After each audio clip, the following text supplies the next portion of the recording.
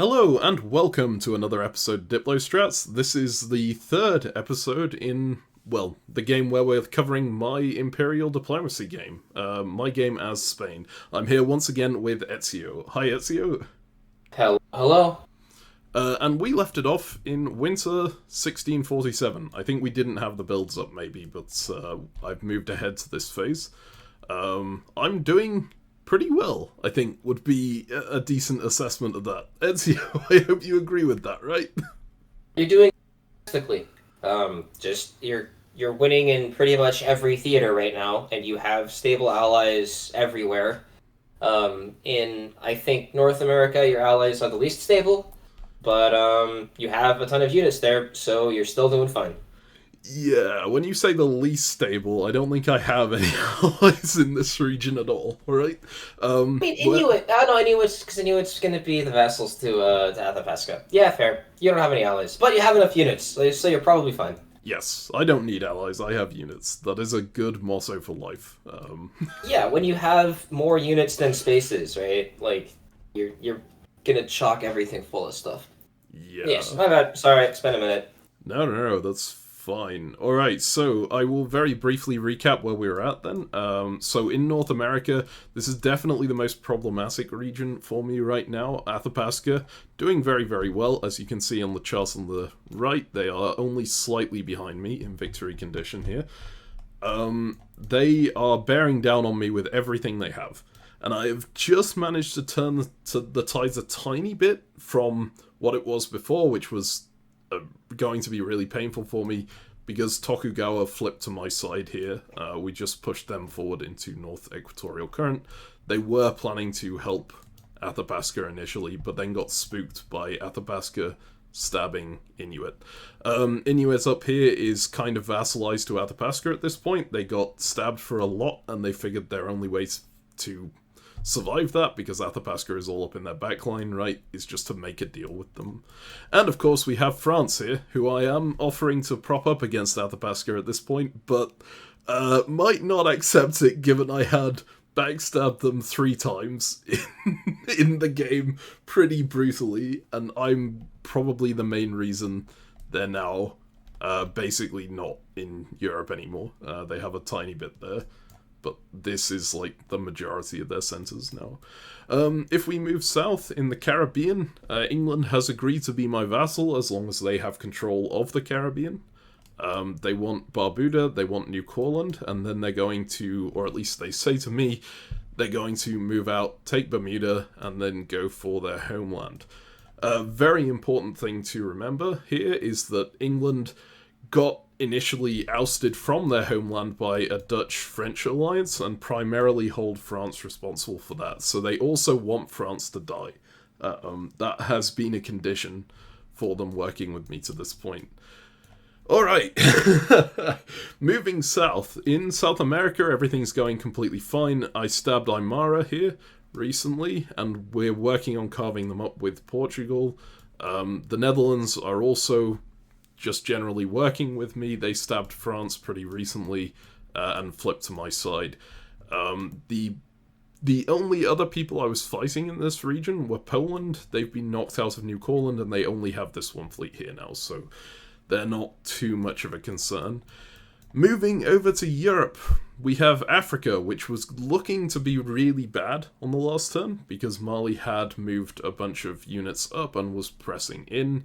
It was going to be pinning a lot of my units down, but they have pivoted now towards Abyssinia and have left Marrakesh open as part of the deal for me helping them hold Tripoli. Important to note, Abyssinia was not actually intending to attack them, but a little bit of manipulation has managed to make it seem like that was the case there. In Europe itself, I'm still aligned with Portugal, as much as this army makes it look like I'm not. This is planned to be convoyed up to Nantes.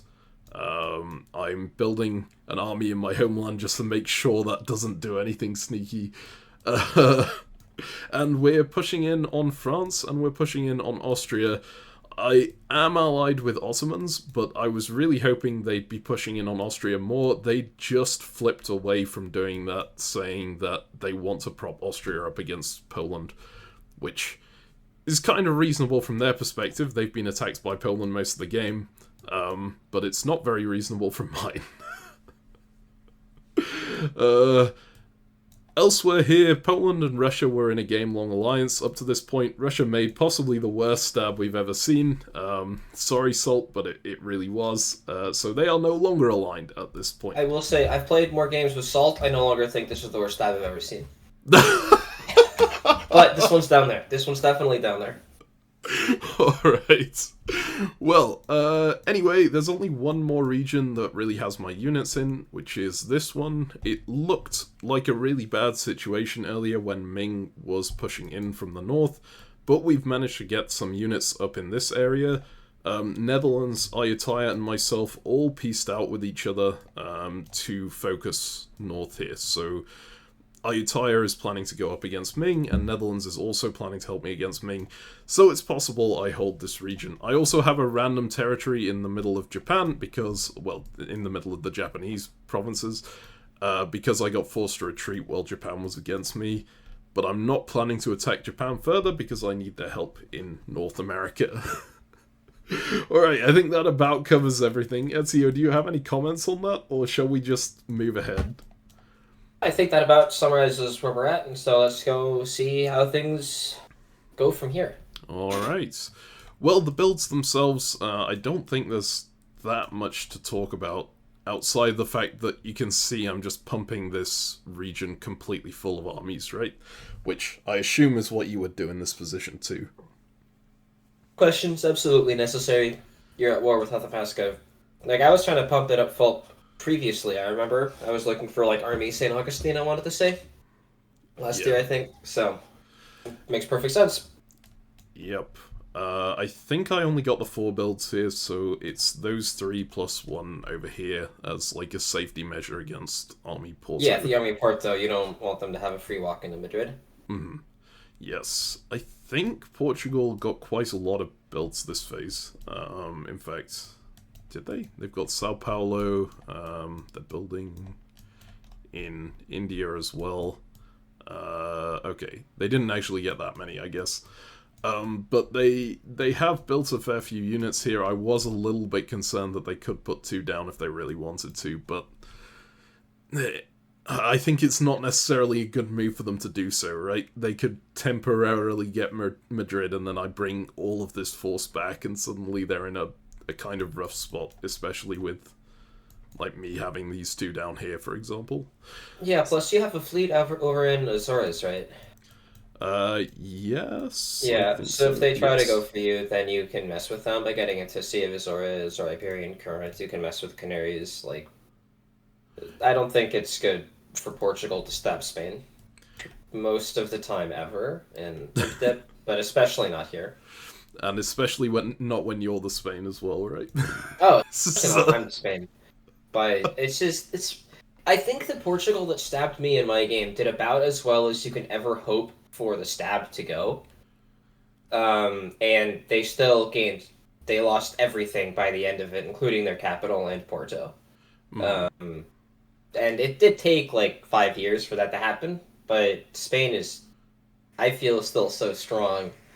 So stabbing it is a tough proposition. But I think Portugal is not going to stab you here. Good job to build the army in Barcelona to keep things safe, just in case. Because people will still make bad stabs if they think it's good in the short term. So making sure it doesn't look good in the short term is still important. Yep. Absolutely agree. Alright, so that basically covers where we're at. We do actually have to talk about the victory condition a little bit more. We're not quite there yet, but victory in Imperial Diplomacy isn't just about getting to 100%, right? It's not about getting to 64 supply centers necessarily. If you want a solo victory, you need to be 25% ahead of the next highest player. So if I want to take the win like solo here, I would need to be at 100% and Athabasca below 75%. If you want to take a joint win, everyone who's in the winning group needs to be above 100%, and then the next highest player up needs to be 25% below the bottom player in the winning group. So say myself and Athabasca get to 100%, then Poland would need to be at 75% or below in order for us to take a joint win. That is going to become relevant in the future, probably during this episode, so we'll keep an eye on that. Anyway, moving into the spring of 1648, let's have a look at where we should look at first. Okay, so actually I was looking at these moves a little bit earlier. I usually am supposed to like revise what happened in these games before I do these recordings, but this time I got a little bit caught up watching the new Veilfist videos, so I haven't done it as much. But I did have a look at this one, and I actually genuinely cannot remember why they agreed to do this. But Athabasca pieces out slightly, right? You can see that they basically arrange a bounce here. I think they had said they would support my unit with 1 and like they do 2 in this direction to bounce, and I did not trust that at all, so I just did it slightly differently. But outside of that, like, these moves are all actually arranged with Athabasca, and they kept to their side of the deal, which is kind of insane. Incredible. Right? Yeah. I mean, I'm really surprised you don't just stab them. Like, they're walking out of Arapaho. You could just walk into Kansas, and then Iowa's cooked.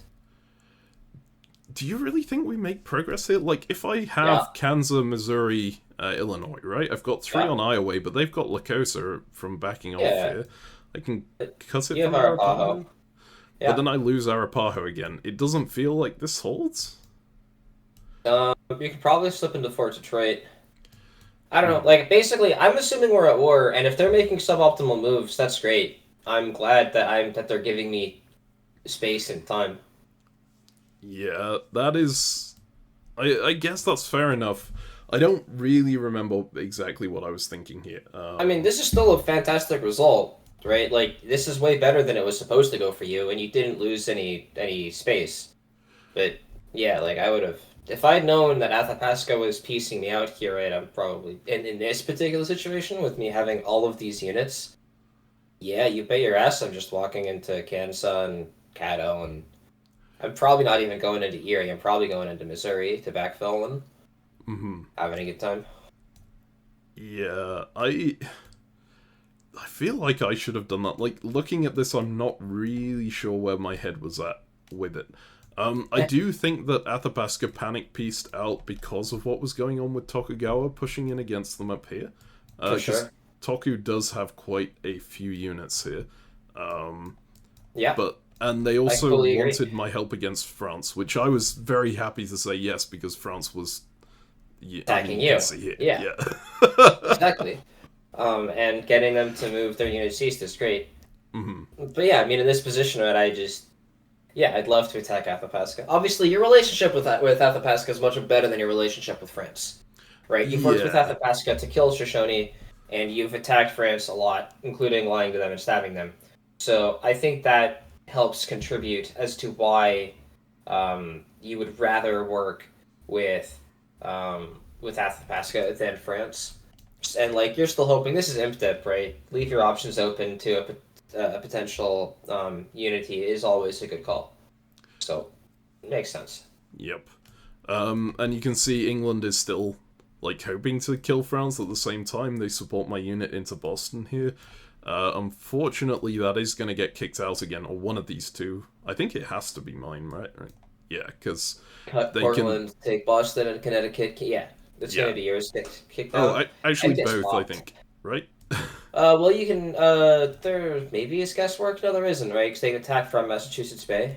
Yeah. Brutal. Yeah, they should be able to guarantee both. Yeah, and both are going to get popped, unless you have... I mean, there might be something in NAO to mess with it. Yes, I've got the Azores unit. Yeah, you can support Boston and the Massachusetts Bay. Oh, well. Yeah.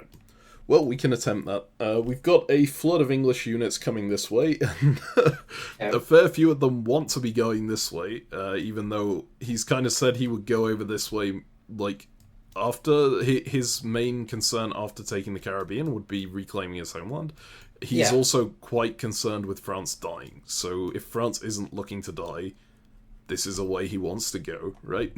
Well, it's just when you look at the geography of the Caribbean in this game, it's really difficult to actually flood units out. It's part of the beauty of it. It's so defensive because there's so few places. You've got Guiana Current and Sargasso Sea as the only easy ways out. And so then if you try to get more units out, and you guys have a ton of units in the region, one of them is going to have to go out via Florida Current to Gulf Stream to Bermuda to North Atlantic Ocean. So that's the only way to get a bunch of units out, even if you're trying to get back to Europe as quickly as possible.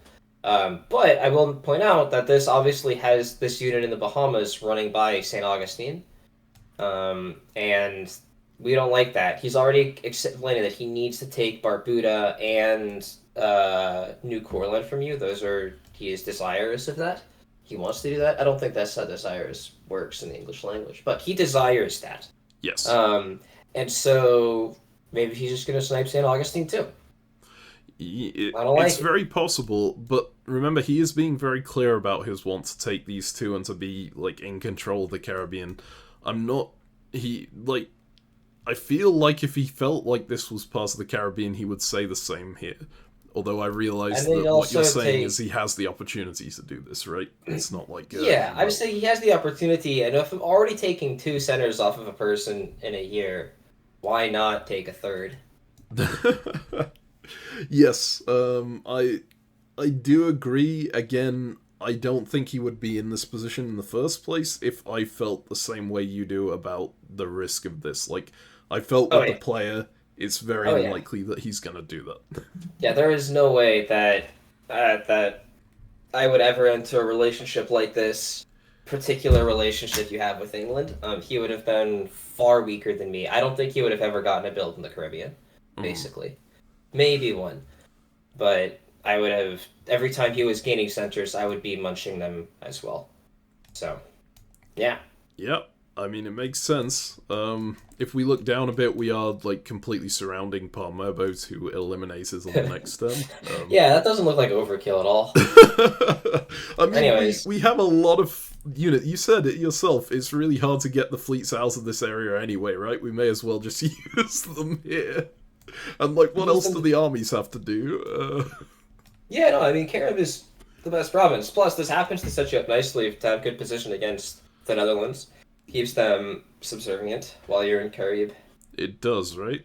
If only I had an excuse to say in G as well, but I really don't on that. Yeah. I mean, the excuse is you like it. That is true. But, yeah, it's fine. But, like, you have to remember, I'm trying to be, like, good guy ally at this point, not you are subservient to me ally. Because I feel like Netherlands is going to be in a position in the late game where they get the decision whether to go against me or not when I go for a win, right? If I try to go for a win. So trying to make them feel good about me is actually kind of important. Yeah.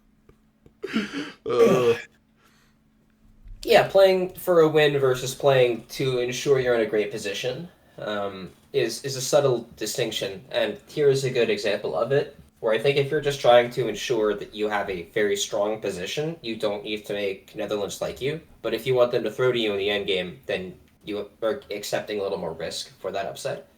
Yes. Makes sense. How's Europe looking? Well, you want to look at AMR? I was just going to look down here, mainly because I've agreed with Portugal to get some of these armies out of this region. This is set up for a convoy, right?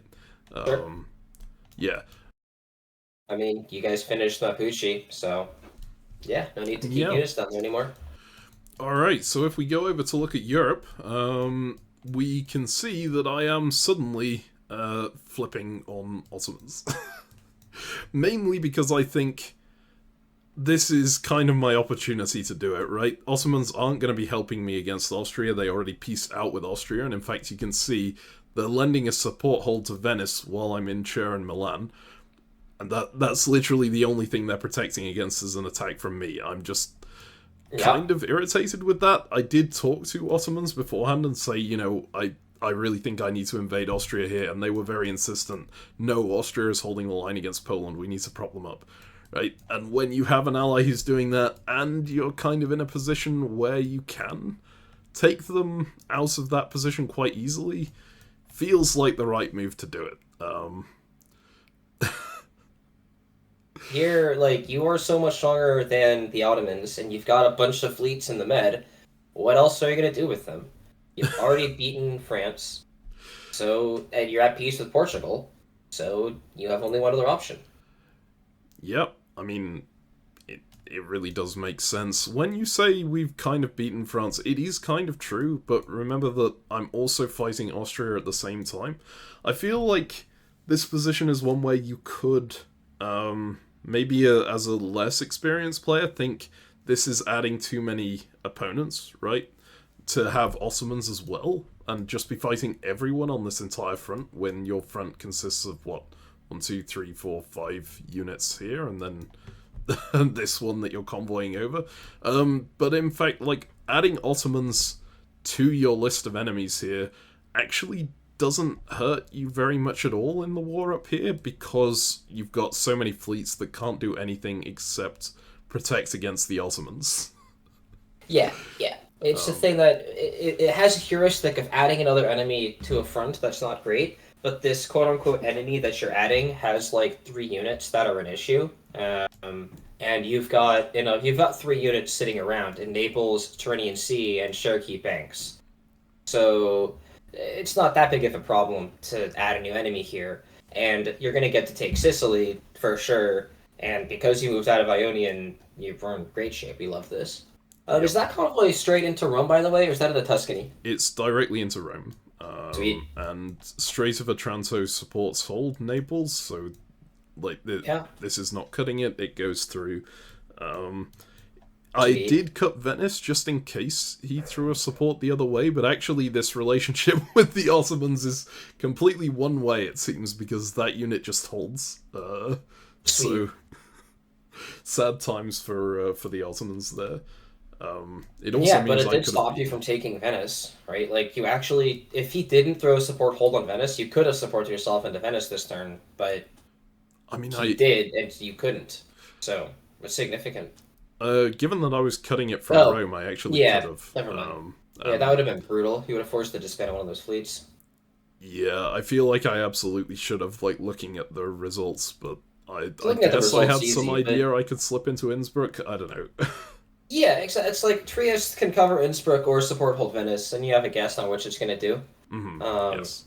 And you want it to do whichever one it didn't. So here, since it went to Innsbruck, you should have supported yourself into Venice. But if you support holding Venice, I think you'd much rather be in Innsbruck. Like, you'll force him to kick you out. Mm-hmm. Bavaria's going to be open, right? Because Bavaria got into Nuremberg, so... Yeah. Although no, there's a retreat. Yeah, Prague is definitely retreating. Alright, never mind. Anyways... Alright, well, this is a solid front, too. No problems. And the Portuguese very army... solid... Yeah. Yeah, Portuguese army leaves, which is very nice. At the same time as my Barcelona army leaves. It's important to note, like, I'm building this unit at home just in case he's going to move in, but I don't actually use it in a way that would prevent him from moving in, right? It does just exit straight away. He could have sniped Madrid. But I think just the fact that it could have stayed there is enough to ward him off doing that. And it's the same idea of you want to disincentivize the stab, but the stab is already really bad. Mm-hmm. So even if he snipes Madrid, okay, great, he dots you. But like, he can dot you in so many other places that won't result in an immediate escalation to all-out war. But if Portugal snipes Madrid, your capital... I don't know, I feel like it's gonna escalate to all-out war pretty quickly. Yep. Importantly, for those who don't know yet, you do also need to control your capital in order to qualify for the win. Doesn't matter what your supply center count is if you don't own it. Which is why it's a bit problematic being Netherlands in this game. Yeah, but not this particular game. Although this particular game also shows, it highlights the issues with the Netherlands. Yes. They could be having a solid game. They've completely eliminated England. France is still on the downturn. But oops, Poland got too strong after munching through Austria and Sweden, and now finally, you're done. Yeah. Quick note, I believe this is an arranged swap of Rabat for Azores. Obviously, Makes Mali's sense. not going to be happy about this. I don't think I told them about it in advance. But I'm basically, at the moment, like, preparing to arrange a bounce in Marrakesh so that I can take Rabat. And I'm using the fact that they've moved away as, like, a way to take Sicily with the freed up units instead of moving them down here and having to support hold stuff, right? Yeah. So that's turned out quite nicely. Seems perfect. And then, like, if we look down in Africa a little bit, we're probably not going to look in Africa that much, again, because my interests aren't that concerned there. I believe Congo and Mali are piecing back out again at this point. This is an arranged swap.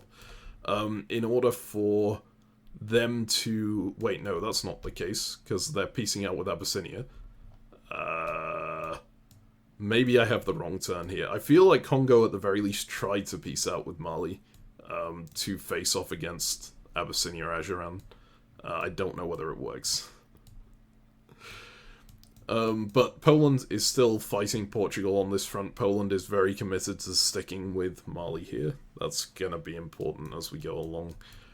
And then my other region, we are just advancing into Manila. That is basically it. Everything's being demilitarized in this area. Netherlands is trying to get back to Formosa, right? And I'm just pushing my units out and forwards and taking back my dot, which I'm really happy about, to be honest. Yeah, and it looks like Ayutthaya is on side against Ming. Yes. So that's really good. Yeah, more to the point there, Ming suddenly facing a lot of problems, right? Tokugawa and Russia are working together again. Yeah, okay. Ming's well, man, Yeah. you shouldn't have taken Manila. Well, I didn't actually cause this. Like, I was reached out to by Salt on, like, are you going in on Ming? Maybe I'll go in on Ming, and then as things tend to go with Salt, he manages to get a coalition together on this side. I got the coalition together on this side, right?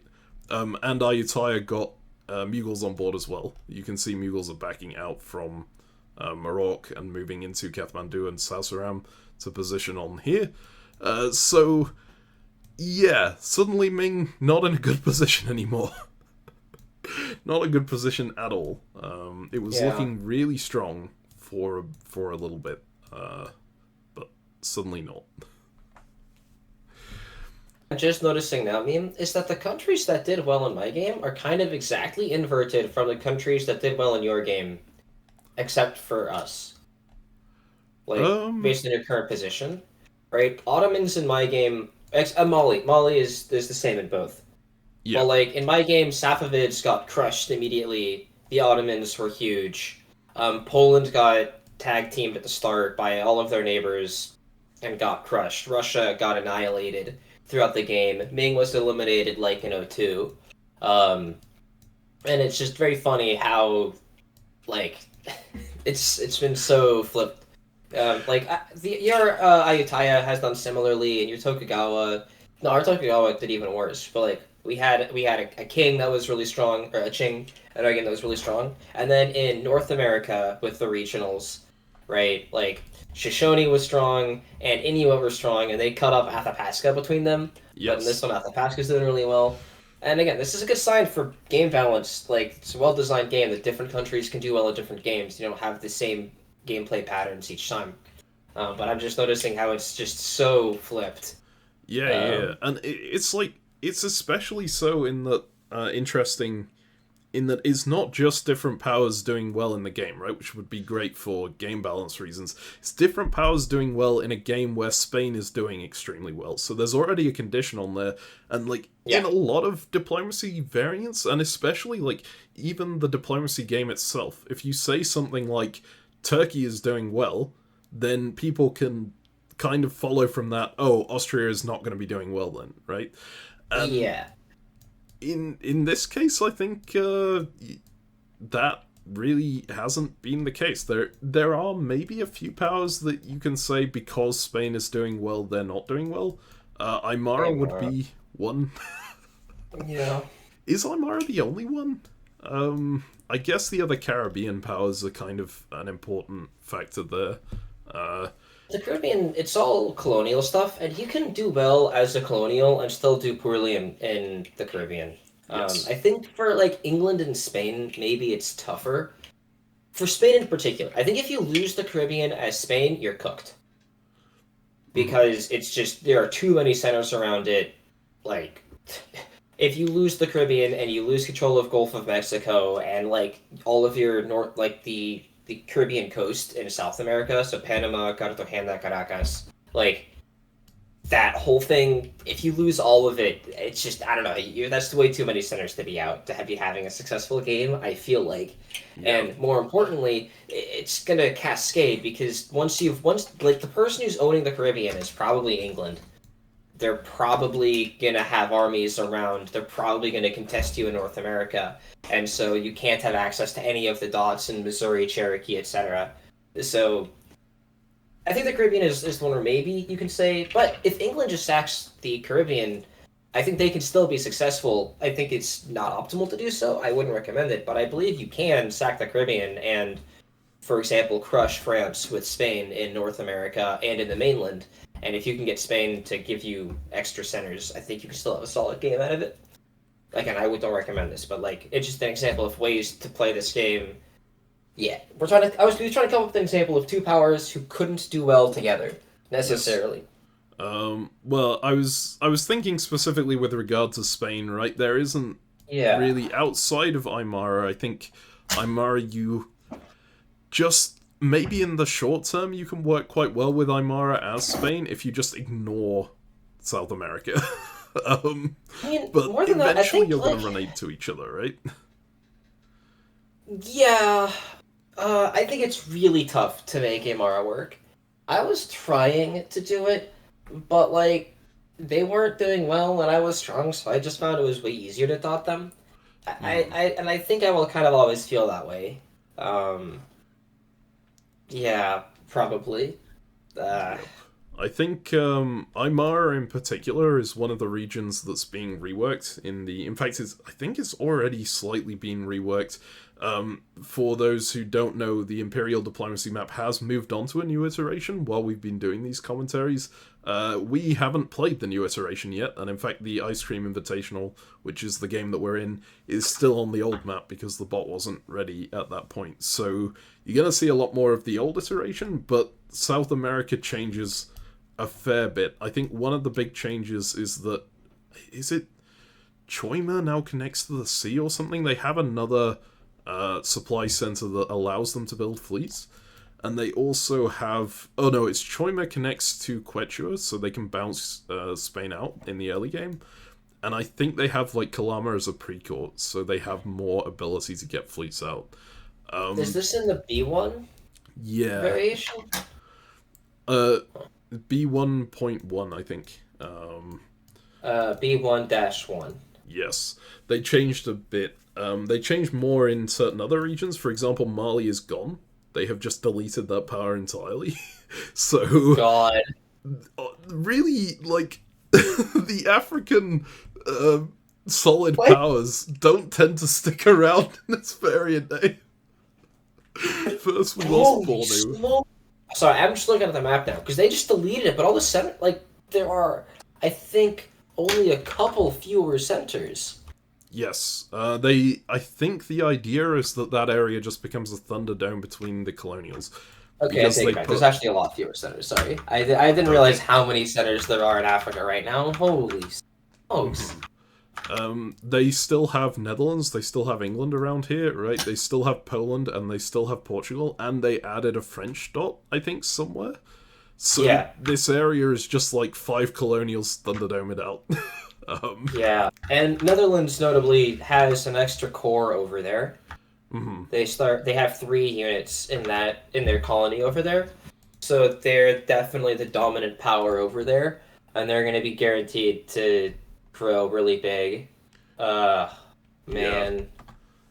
I'll edit in an image at this point just to show the new Africa, I suppose, so people can actually see what we're talking about. But yeah, that's big. It's a really interesting change. We'll see how it goes. I think Mali was very consistently in Imperial Diplomacy a high-performing country, so they did feel like they had to change it. Yeah, they were very strong. Although you wouldn't know it from the Blitz games we've played. It when everyone around them just goes, yeah, Mali's quite good, right? We all need to kill them. They don't last very long. But that's... Yeah, I will say, again, in the Blitz games, it makes that so much easier because of the Colonial having the split personalities. Yes. It makes it much, much, much easier to get honest-to-God, detailed, explicit coordination in one region, and then the other person is doing all of the backstabbing, the lying, and all the chaos around the world, and you guys are still like, look, I don't care if we stabbed you guys in Europe, we're killing Mali here. Like, yep. Yeah, so that's great. Also, like, even if Mali has the downside that it is quite easily killed if everyone works together, I feel like that's not great for game design, right? You don't really want a power that either does incredibly well or dies at the start, and there's no in-between on that. So I am kind of glad it went. I was maybe hoping that they might put Bornu back. Yeah, I mean, I'd have to play it, and you don't want that. Yeah, just slap it in Darfur. Anyways, it's fine. I will notice in South America, they did the change that you're talking about. So Chuima now connects to Quechua, but also Quito no longer connects to the Peru Basin. And so now Axura can move into the Peru Basin unopposed. That's pretty huge, actually. I did not know about the Quito change. Yeah, but the Peru Basin only borders Lima. So it's like Lima is way, way more exposed now than it used to be. Also, Nazca Ridge now connects directly to the South Pacific Ocean, as opposed to being little isolated like that. Okay. Like, I haven't looked enough at that map yet. Yeah, don't worry about it. That's not the map we're looking at here. It's fine. Yeah, we should move on. I realize we've spent a long time discussing things that aren't actually relevant to this game, but they are super interesting, so... Yeah, I started talking about my game, and the differences, as, like, I just was looking at the powers that were being strung. Have we seen moves yet? What do you mean, as in, like... Yeah. Sorry, I have too many tabs up. Yes, we have moves on the board. Sorry. Yes, I got talking about them for a while, in fact. Well, I had a bunch of tabs open that were these blank maps as I was examining all of them. And yeah. And so I was like, wait a minute. Did we pull a Diplo strats and go an hour without having a Okay, wonderful, great, good, cool. Alright, well... Oh yeah, the convoy and all that stuff, great. We've basically covered everything, I think, from this turn, so I'm quite happy to move on to the next one, unless there's anything you want to talk about now. Let's see Ming collapse. Alright, so here are the moves of Ming collapsing. They do indeed lose Hailan Pao, Shenjing, Kikiha. They do take Pyongyang, so they're not in her... Like, well, they are in a horrific spot. But it's not, like, completely... They also come to Yarkand, because they coordinate with Safavid to mess with Russia. Oh, they do. I didn't see that. Safavid, like, I really wish I'd been looking more... walks to Moscow. Hell yes. I really wish I'd been looking at Safavid more over the course of the game. Like, they are an incredible player, and they pulled off something as... I think Safavid is quite a weak power. I don't know if the stats back that up. But backs up my feeling. That's not your feeling, did you say? It backs up my feeling, yeah. I think Safavid sucks. Okay. Yeah, they really managed to pull off a lot of good moves, and when I did eventually get talking to them, it was great conversation.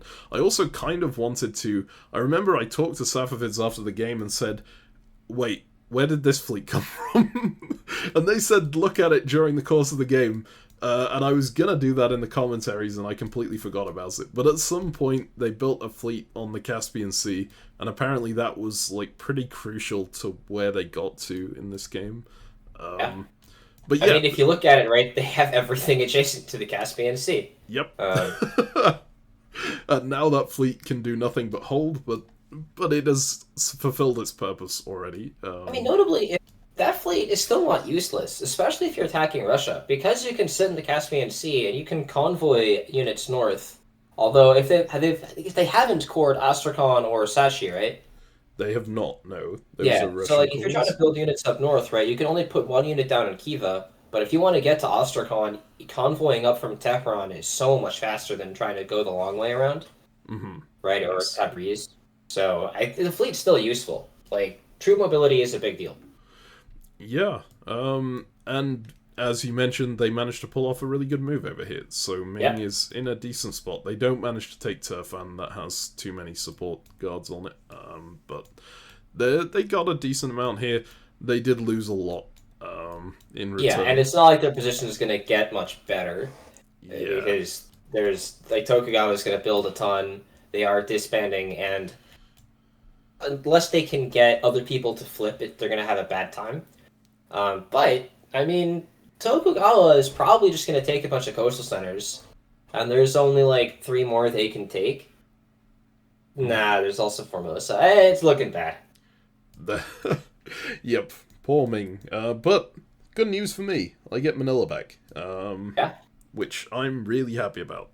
And I'm still in Okinawa and totally fine there, even though the Japanese are coming to corral me a little bit.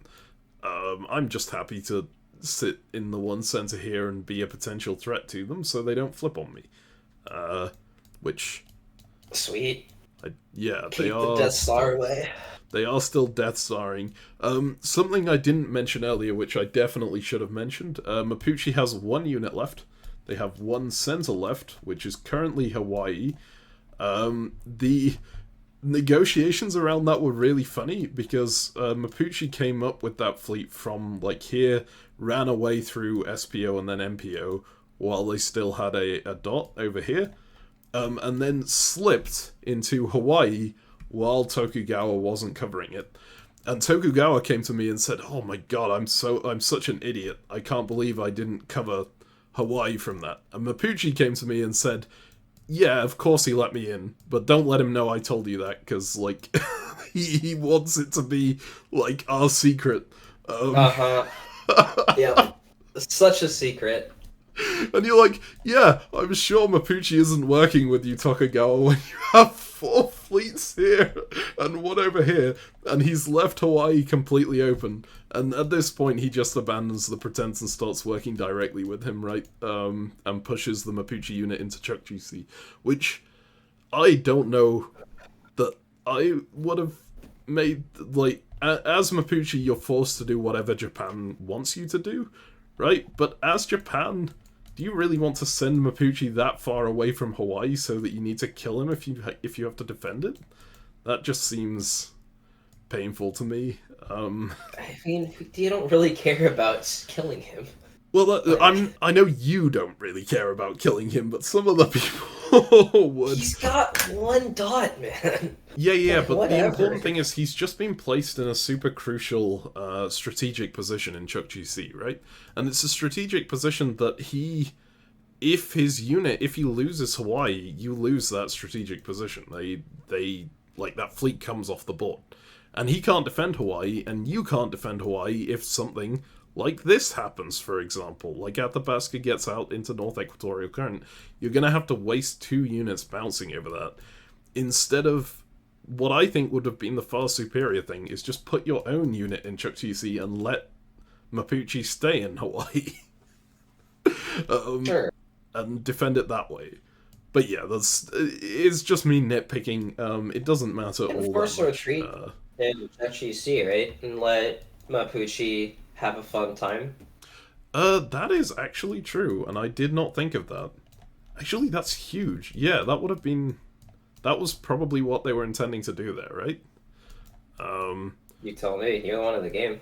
Well, I didn't hear that they were intending to do that. But what Ezio is saying is, because this Mapuche unit is obviously different to the Tokugawa, it's a different country, Tokugawa can force dislodge it, which means it could just hold in Chukchi, Tokugawa force dislodges it, and then it decides any of the surrounding empty spaces to retreat into after the moves have been decided. which is a really powerful thing to do.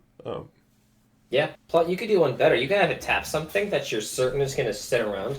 Like there's a fleet in Peak right now, because it moved there, and so you can like attack that, and so you can cut that support and then still get to move. Yes. The hostile retreats are really nice. Now, the downside to this is the area has so many units, because it's the front line. I don't think the hostile retreat would actually get anywhere. It probably has to go back to, like, here or into the MPO if they leave a slot open. The north of Russia. Laptop C is a possibility. That would be a little insane if they managed to land in Obdorsk. But, yeah. That also doesn't really help Tokugawa very much. Alright, so, other things that are happening here. You may have noticed this giant line that's coming around the south. This was, Portugal approached me at this point, said, you know, you're getting out of Chiloe anyway, right? Could you join Shackleton's expedition to Africa and help me take out Azura? And you say yes, because sure, I'll take a unit for a dot. Yeah. And plus, you get 3 extra convoys. Oh, but you get bounced. Yeah, I was fairly certain it wasn't going to work, and he was also kind of aware that it was probably going to fail. But it was just like, if it succeeds, that's magnificent, right? You get in there and like, I think they wouldn't have been expecting a convoy, because if you look at where these Portuguese fleets are, there's no Portuguese army that can be convoyed over there. There's maybe that army from South Africa. Yeah.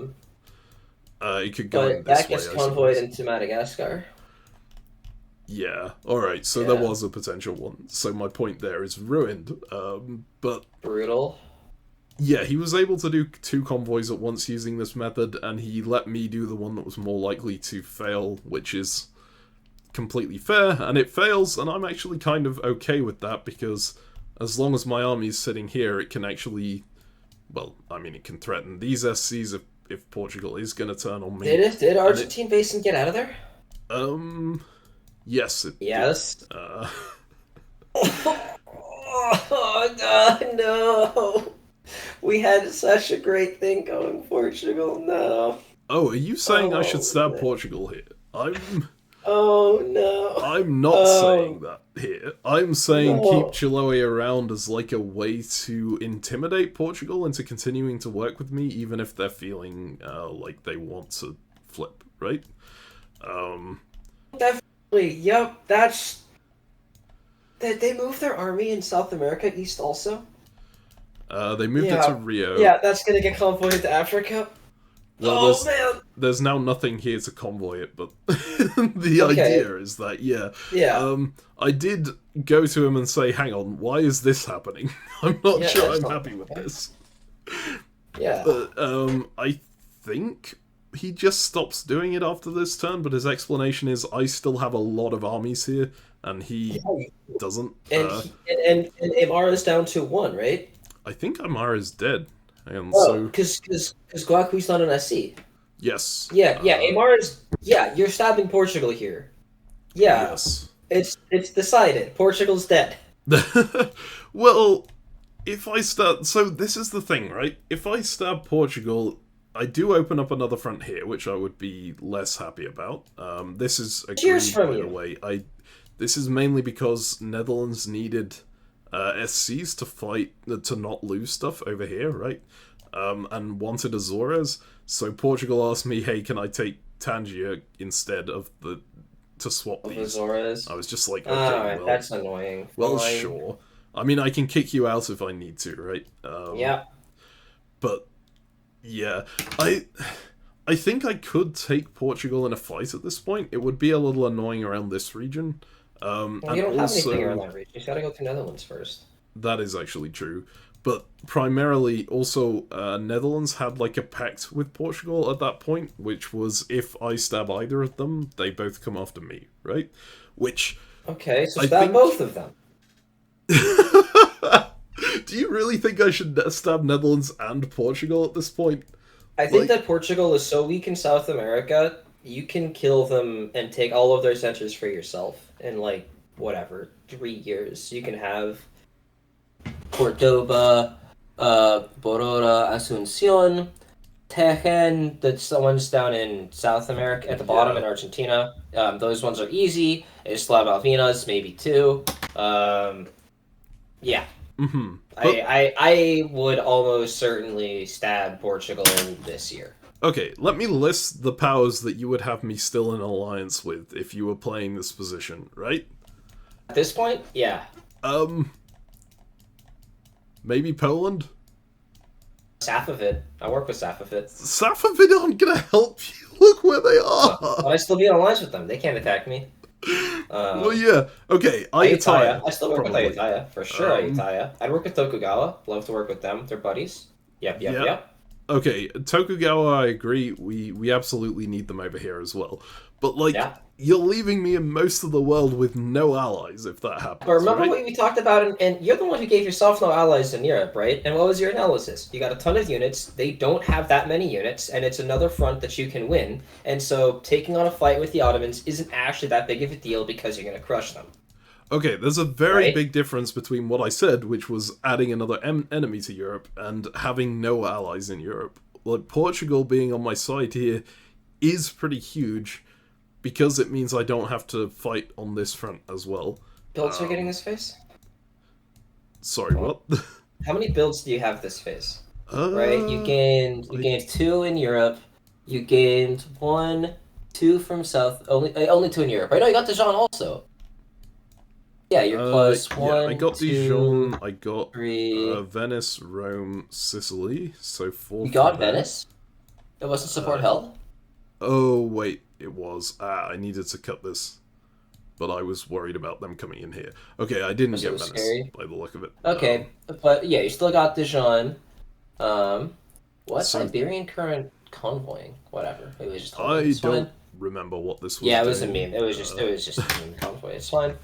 Over here, I think one of my units gets blown up, so I do get a build from that. It doesn't. It gets into Kiowa.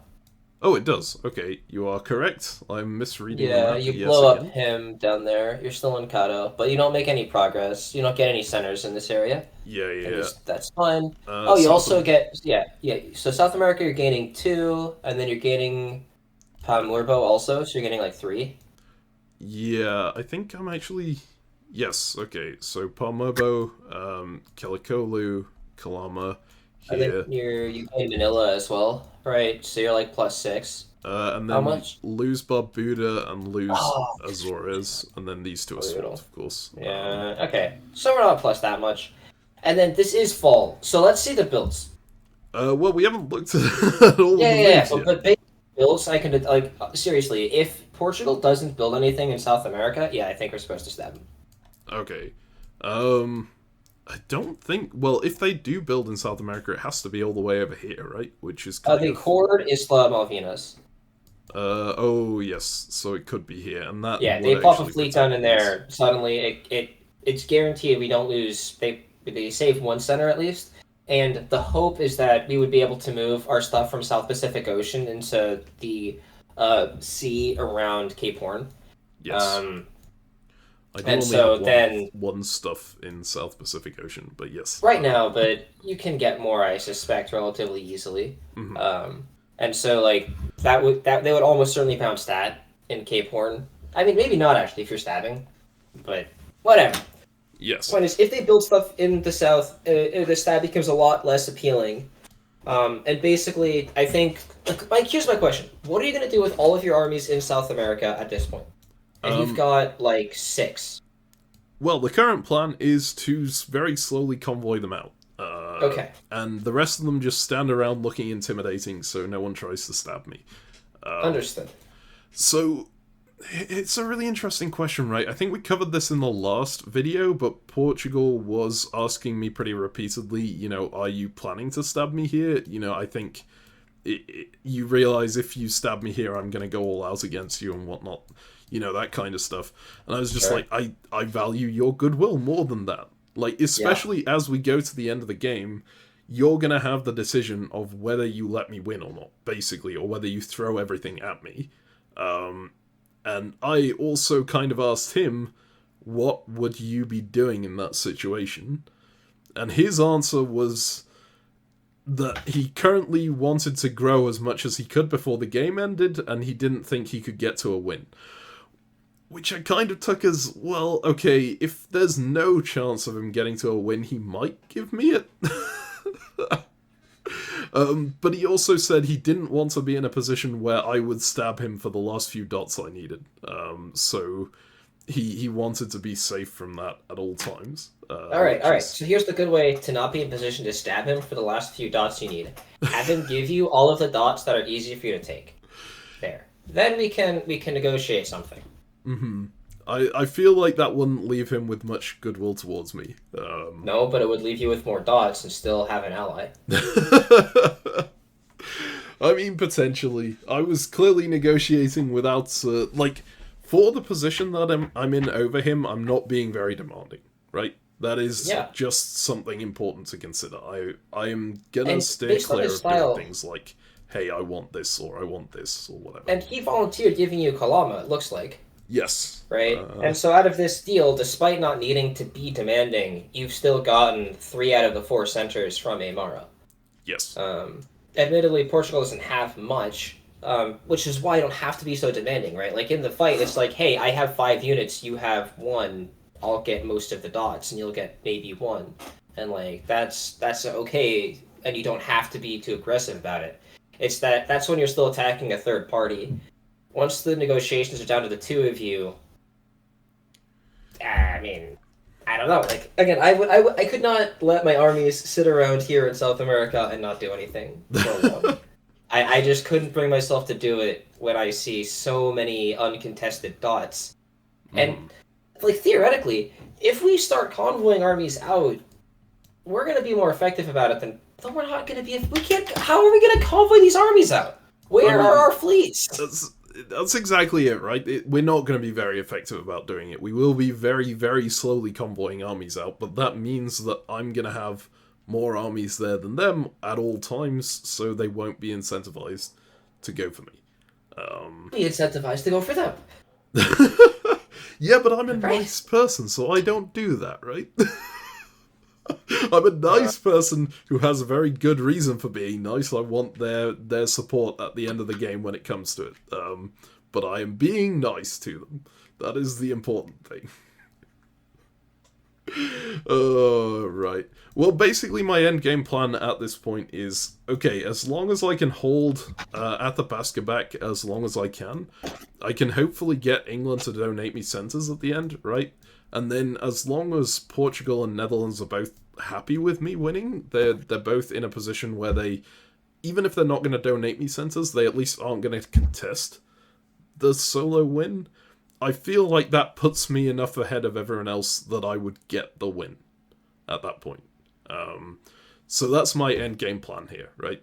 Sure, you just have to get close enough to winning that you can convince all of your allies to throw to you, and then you will for sure solo. Well, it's not exactly throwing to me, right? So I haven't asked Netherlands and Portugal for their dots at the end of the game, and Netherlands, whether they would give me the dots at the end of the game, right? And Netherlands I have approached and said, what's your end game kind of plan? And Portugal I've done the same, and Netherlands' plan, like, for the end game, what they want as their long-term goal is to be able to reclaim as many of their cores as possible, which is like this, right? It's why I'm enabling things like this, to try and push them towards that so that they then in turn help me achieve my endgame goal, which doesn't conflict with theirs, which is to win the game. Yeah, that's still throwing. Portugal's endgame goal is to grow as much as possible, right? Which probably won't put them within range of the win, so that's fine by me. I wouldn't classify that as throwing so much, right? It's not stopping your ally from winning, but if you have no chance of winning yourself, then you're not really forced to attack them if they're approaching that win line, right? There's no reason why you would be forced to do that yourself. I argue that your chance to win a game of diplomacy is never 0%, until somebody else has won and the game is over. Yes. And by enabling someone else to win, you are reducing your chance from however small it may be to 0. I don't disagree, right? I also don't think everyone sees it the way you do. So I agree, evidently not, because other people aren't playing diplomacy to win, or Imperial Diplomacy to win. I think a lot of people join a game expecting to try to win, and then realize it's fucking hard work, and then they can't always do it. And the enjoyment that they might get out of spiting someone else, because at the extremes of this, right? If you're England, right, you're not winning this game. yes. Right, your chance to win is less than 1%, right? It's infinitesimal at this point. And so I totally understand saying I'm going to throw away whatever minute chance that I have to win to pick the winner. It lets me feel like I have agency, and I get to someone screwed me over, France. In no universe will I let France win this game, and if it's close between France and Spain, yes, I would rather let Spain win. I will throw to Spain, and like I will make that decision. Because screw you, you screwed me over, and I can't win anyways. So, I think in times it is technically throwing still, but also it's minor enough, and the satisfaction of screwing someone else over, it outweighs it. Like, yeah, I'd say that's fair. I think there are people who envision the idea of throwing as being deliberately giving your SCs to someone, right? And then therefore happy to be someone's ally when that person gets across the line. Which, I mean, in standard diplomacy, I'd call that throwing as well. But in Imperial Diplomacy, it doesn't sit as badly with me, I guess. And also, it's not so much about whether I think that's a right or wrong approach. It's about feeling out how the other person thinks about the game and thinking, is this person someone who thinks about it that way and therefore will let me win when we get to that point? yeah. Or are they someone who's saying, no, I still want to win this game, and if you're looking like you're going to run away solo, I have to smack you? Yeah. And at this point in the game, I'm getting obviously very good feelings from England. I think they'll do whatever at this point, as long as they're good to screw France over. I get good vibes from Netherlands. I feel like they're in a spot where they've decided their goal is their initial cause. Or at least they're making me feel this way, right? And so I'm pretty happy with the idea that they would throw. I'm a bit more uneasy about Portugal, just because they've asked me so many times whether I'm stabbing them, and like they feel like a very logically minded player, and their goal is to get as big as they can before the end game. But I also feel like if we end up in a spot where they have to decide to basically suicide into me in order to stop me from winning the game, they probably won't, because we've been game-long allies. That's just the read I have on these three powers. We'll see how accurate that is as we go along. Yeah, we should probably talk more about the moves. So we already kind of looked at this region, right? I do end up trading Tangier for Rabat, and we were looking at what I gained here. I'm slowly pushing the front line forward. Note, France pushes... I think they try to push, they don't actually manage because of the Portuguese tap, but they start pushing this way as hard as they can here, and that is joined. That is joined by something huge. Hell yeah. Yeah, and on the previous turn, note that Athabasca had been promising France support against me, right? And France had been very happy to go with that. They pulled back to this line and had been ready to go this way, and of course, they still are going with that in a sense. They're blowing up units over here.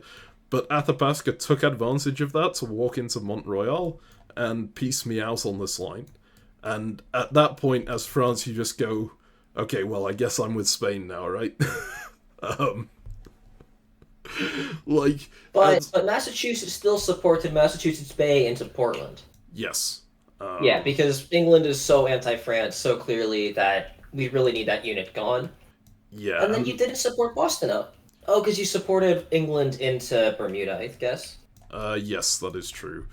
This, like, basically France had my blessing to do to blow up my units there. I wanted to get in. I was pretty happy working with France in this position, right? I feel like I need to hold Athabasca back, and the only way I'm going to do that is with French help. But at the same time, I need to not break my commitments to England about, helping them against France.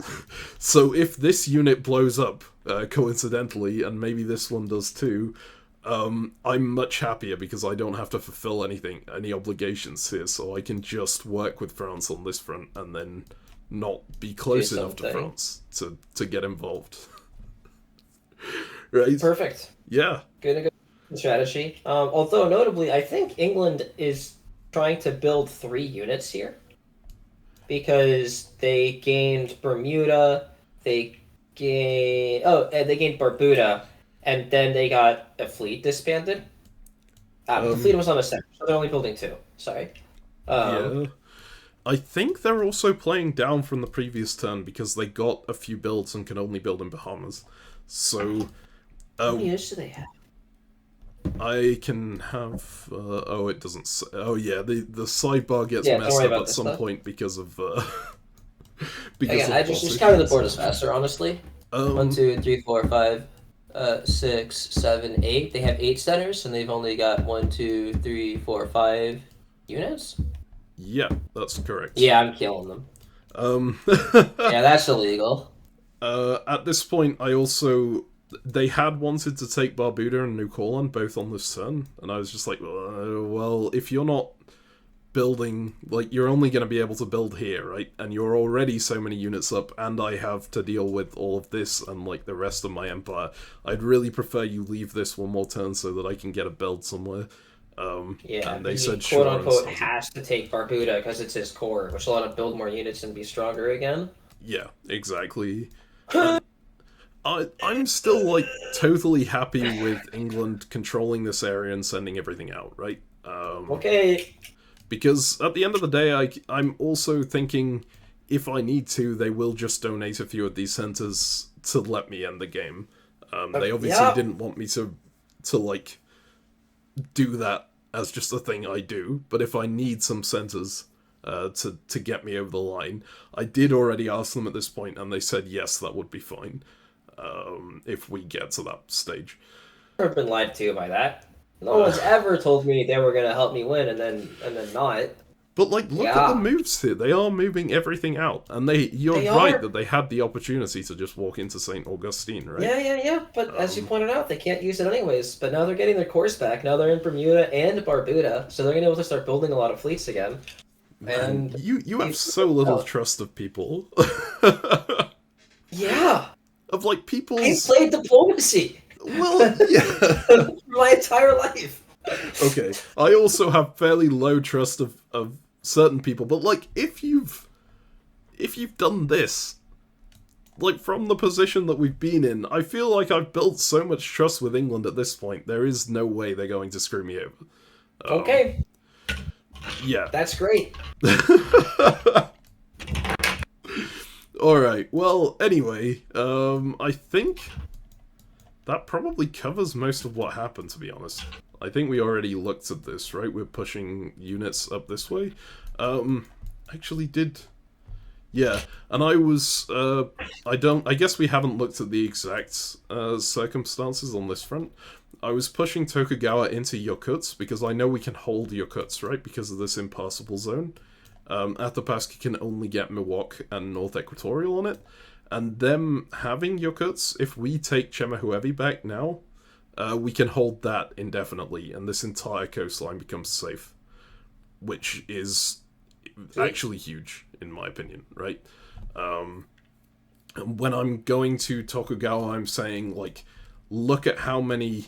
Don't look at the supply center count over here, right? Well, partially because it's screwed up by the bot, but also because you see...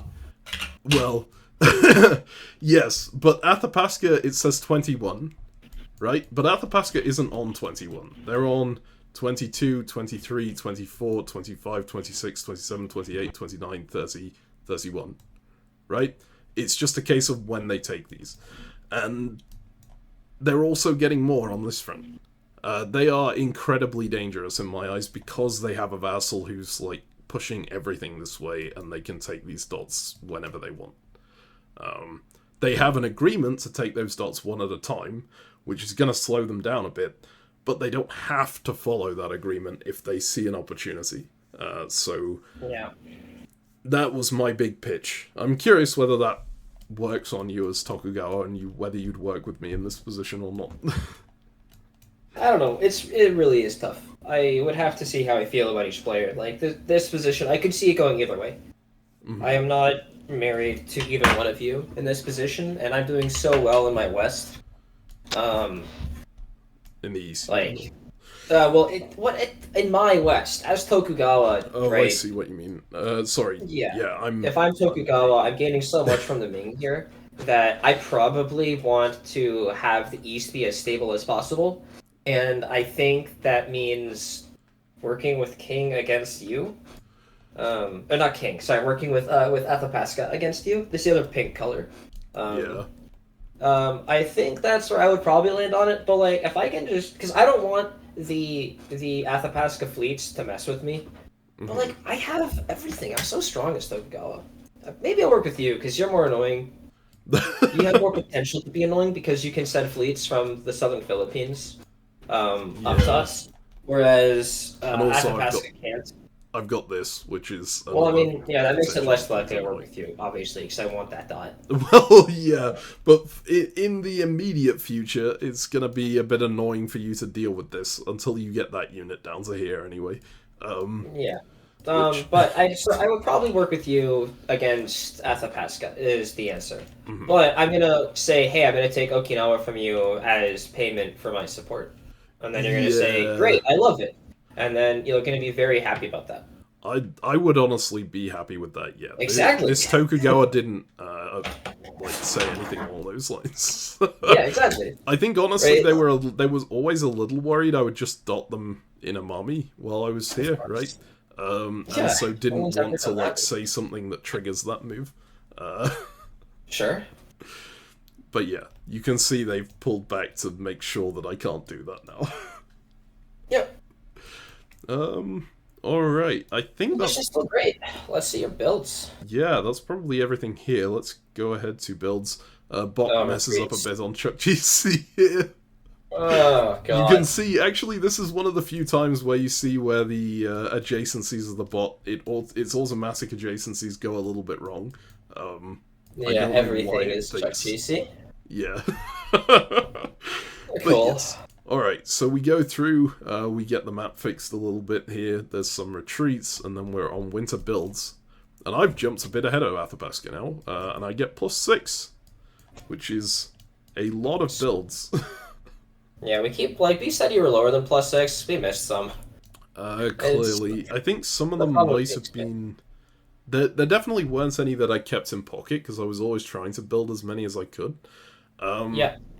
But there was that retreat that got popped, from Boston, right? That was an extra one, there may have been an app. Anyways, I don't really care. Yeah. You get 6 builds. 6 is a lot, right? And I've got everything covered in this region, so I can't even build over there. Yeah, we want to reinforce that. Here let's wait. Oh my God. How much is Portugal building? 3. 3. Yeah. And Netherlands, even though I gave them a center here, right, in Azores, they that's go probably why they wanted again. It's because they don't want to be disbanding. Yeah. But also, they don't want them to be disbanding because they're going to pop some units off from South America, But yeah, so I have these 4 centers open to build in. I also have these right here, right? And I technically have these, although I've agreed not to build armies in them. So... Well, fleets are still legal. Fleets seem fine in this area. Especially if I can, Death Star South Pacific. I think it's less effective than a North Pacific Death Star. But it is pretty useful still. Especially, I think it's still fantastic, yeah. Yeah. Because... if you're planning on stabbing Portugal, right, with them having all of these units in Australia, or all of these centers, in Australia, but no units. They have 1 fleet in Coral Sea. Yep. Tell me they have a fleet in, the Antarctic Sea. Antarctic Basin. a fleet here. Okay, so they have stuff, two fleets. They have a thing in Indian Ocean which can maybe help out. Nah, dude, Portugal's dead. You don't... I think they must be building here this turn, right?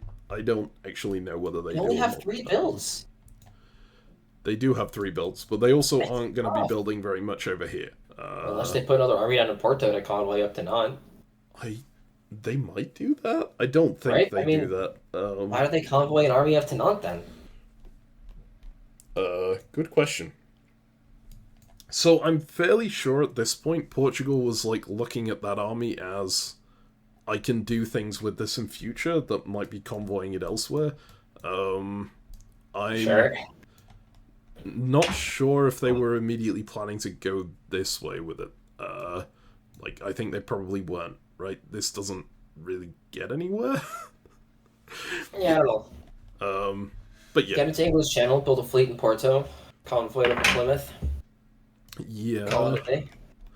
That would be the dream. I definitely discussed... So good. Sorry, I definitely discussed builds with them, but I don't remember what they were, so... Oh, maybe they put down a fleet in Cabo Verde. That looks important. That looks really important, yeah. Because, I mean, Poland doesn't have the fleet support here, but I think Poland is still getting centers? Yeah, +2, so they're probably putting down something in Jacob Fort as well, right? Yeah, and we don't want them to get any stronger. So yeah. Fleet Cabo Verde seems cool. I don't know, we'll see what the builds are. Yeah, they do. They put Army Cabo Verde. Lunatic. Alright, yeah, that should be a fleet. Yeah, nothing in their homeland here. Okay, so then there's probably going to be like a fleet over in Danny. Nothing here. No. Is there one in... there's an army in Gunai. Hilarious. Okay, and then something in Isla Malvinas. No, it's in South Africa. Oh yeah, of course. Mapondo and... Yeah, that is it. Okay, so let's look back at South America real quick. Just the hype. Wait, how does Amar still have an army? That's a bot error, right? Yeah, that comes army is gone. This phase. I think I Mara the retreat phase or something. Sorry, the build phase, and the bot left it on. So there you go. If you're pro tip for you, if you're in an Imperial Diplomacy game and you don't want to die, NMR your final build phase. Wait a second. Look at the fleets around the east coast of South America. What fleets, you ask? Exactly. Oh Lord. Yeah. Oh Lord. Ezio I do not have the strength for this meme. I do not have the strength for this. I'm stabbing. I do have a fleet here as well, which... Yeah, I can't... He built an army also. No, he didn't. No, Not here. He built an army elsewhere. Anyways, yeah. Nope, I don't have the strength for this. You think you're... So you would declare war on Portugal here, knowing that it triggers the Netherlands clause of they go against you too, yeah? Yeah. And you're fighting, what, 1, 2, 3, 4, 5, 6 armies in this region. You have 1, 2, 3, 4, 5, 6... Wait. Really?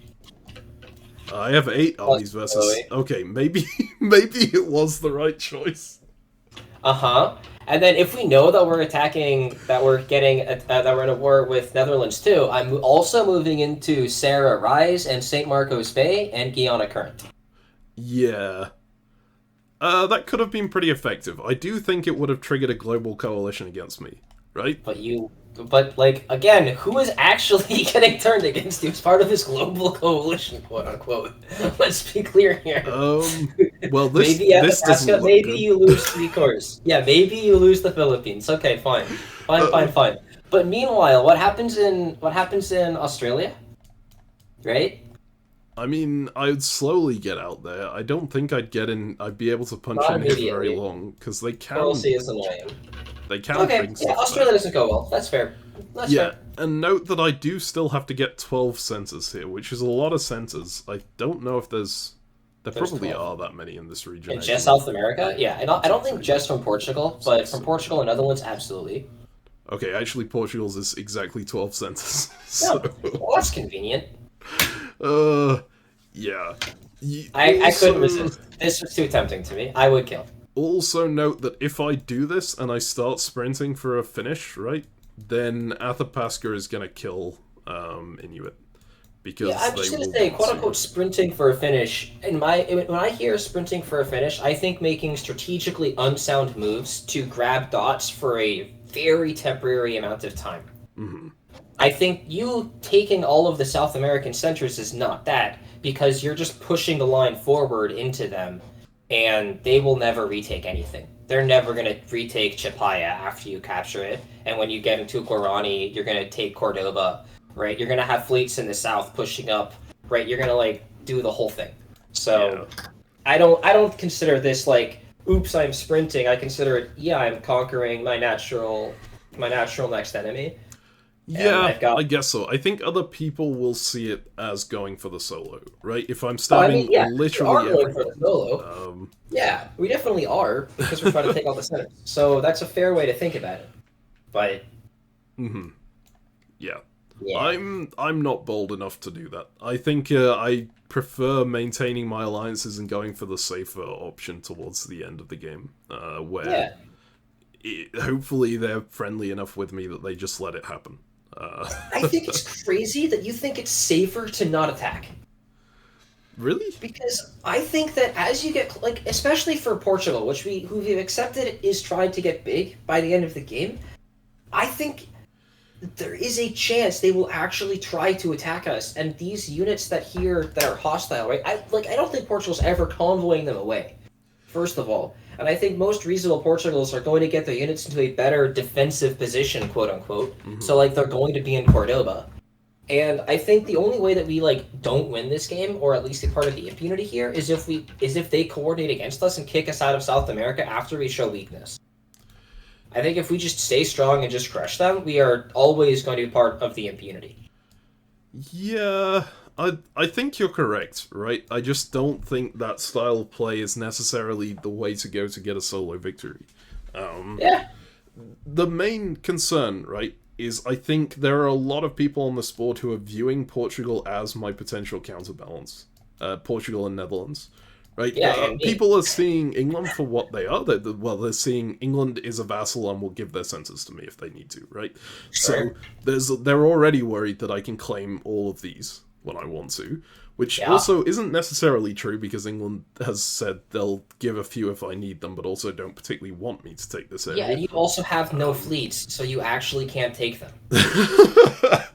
Yeah, that is also true. But people are viewing England as like an extension of me. They are not viewing Portugal and Netherlands as an extension of me. So That's fair, and I don't either.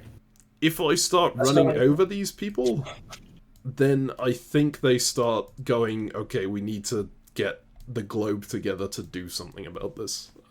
But like, who specifically? Well, there are things that people can do that don't involve directly attacking me that still hurt me a lot, right? If Poland stops working with me on this front, just props up people here and starts pushing people towards me, then that damages my interest quite a lot in this region. Yeah, I'll probably still hold the Mediterranean area. There's nothing they can really do about that. But they can certainly push me back to the coast if they all work together here, right? Yeah, they'll probably lose Dijon and Bordeaux.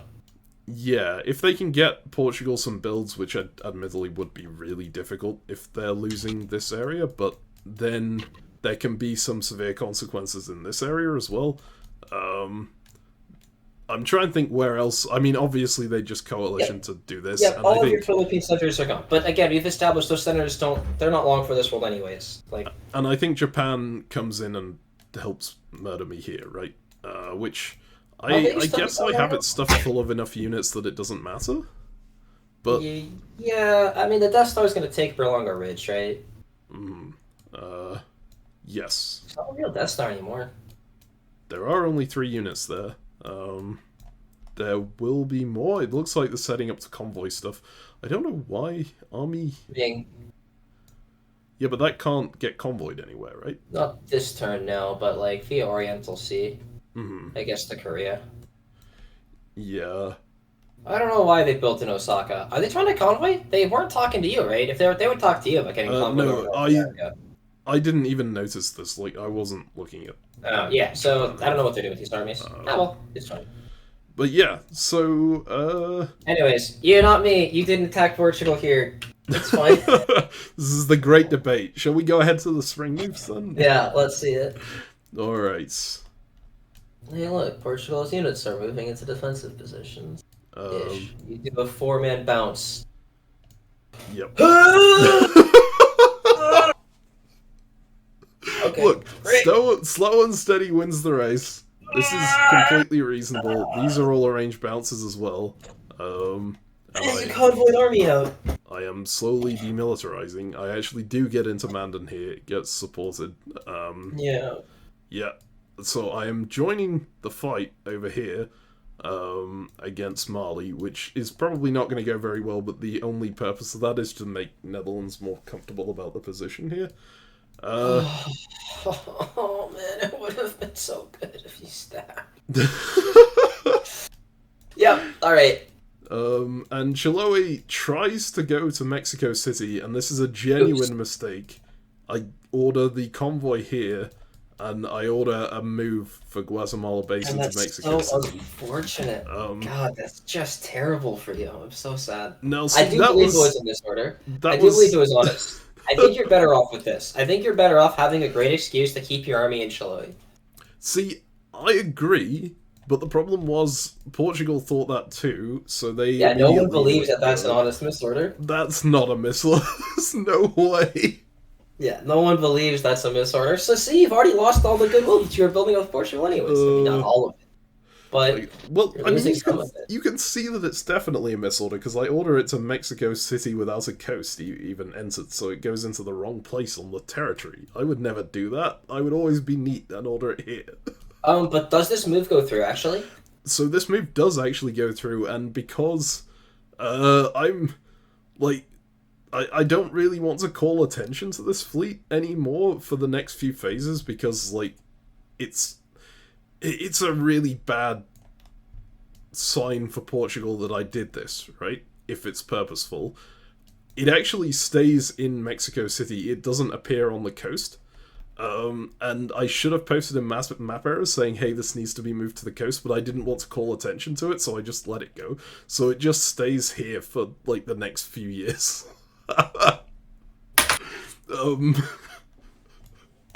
Just an amusing little thing that happens.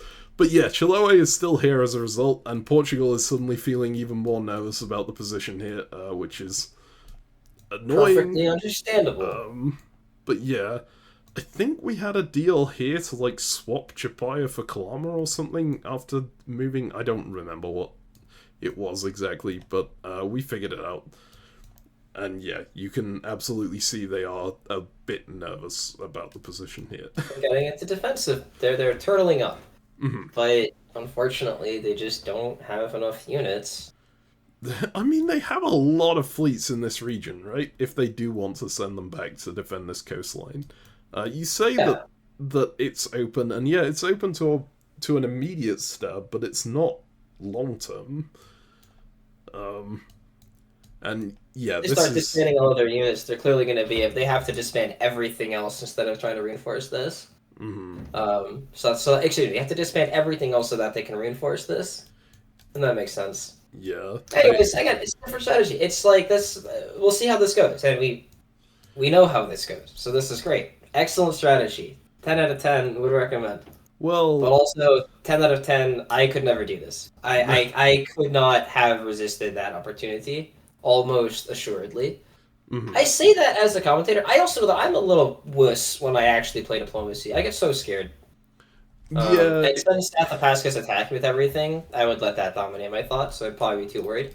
Mm-hmm. It's always a bit of a different thing commentating to actually doing the moves, right? And you can see over here, Tokugawa actually does flip on me here.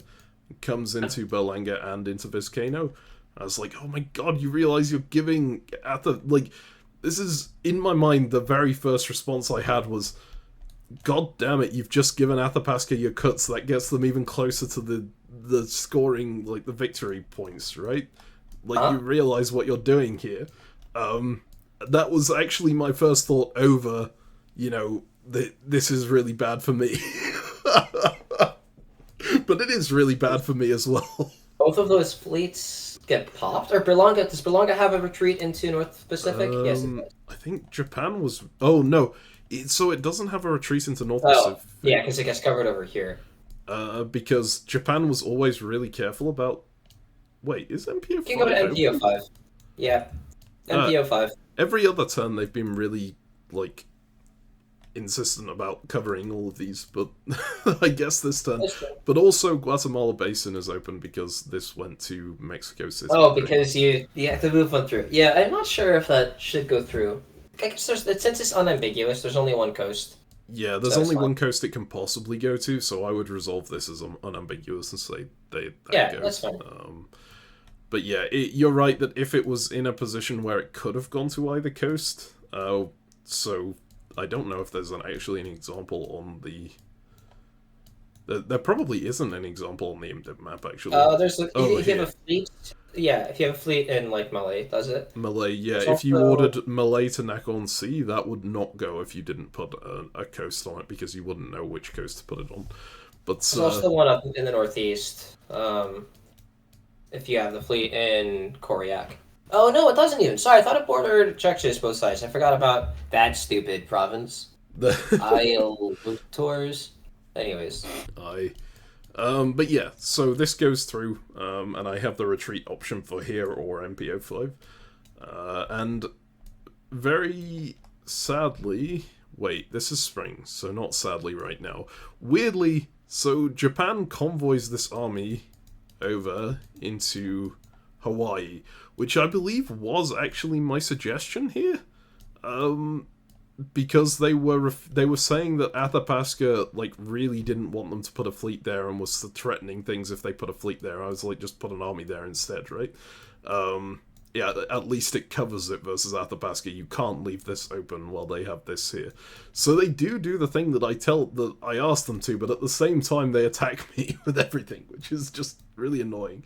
Oh, Berlanga Ridge didn't even get dislodged. I forgot about that. Okay, this is my support that's trying to support it this way. Oh, weird. Okay, sure.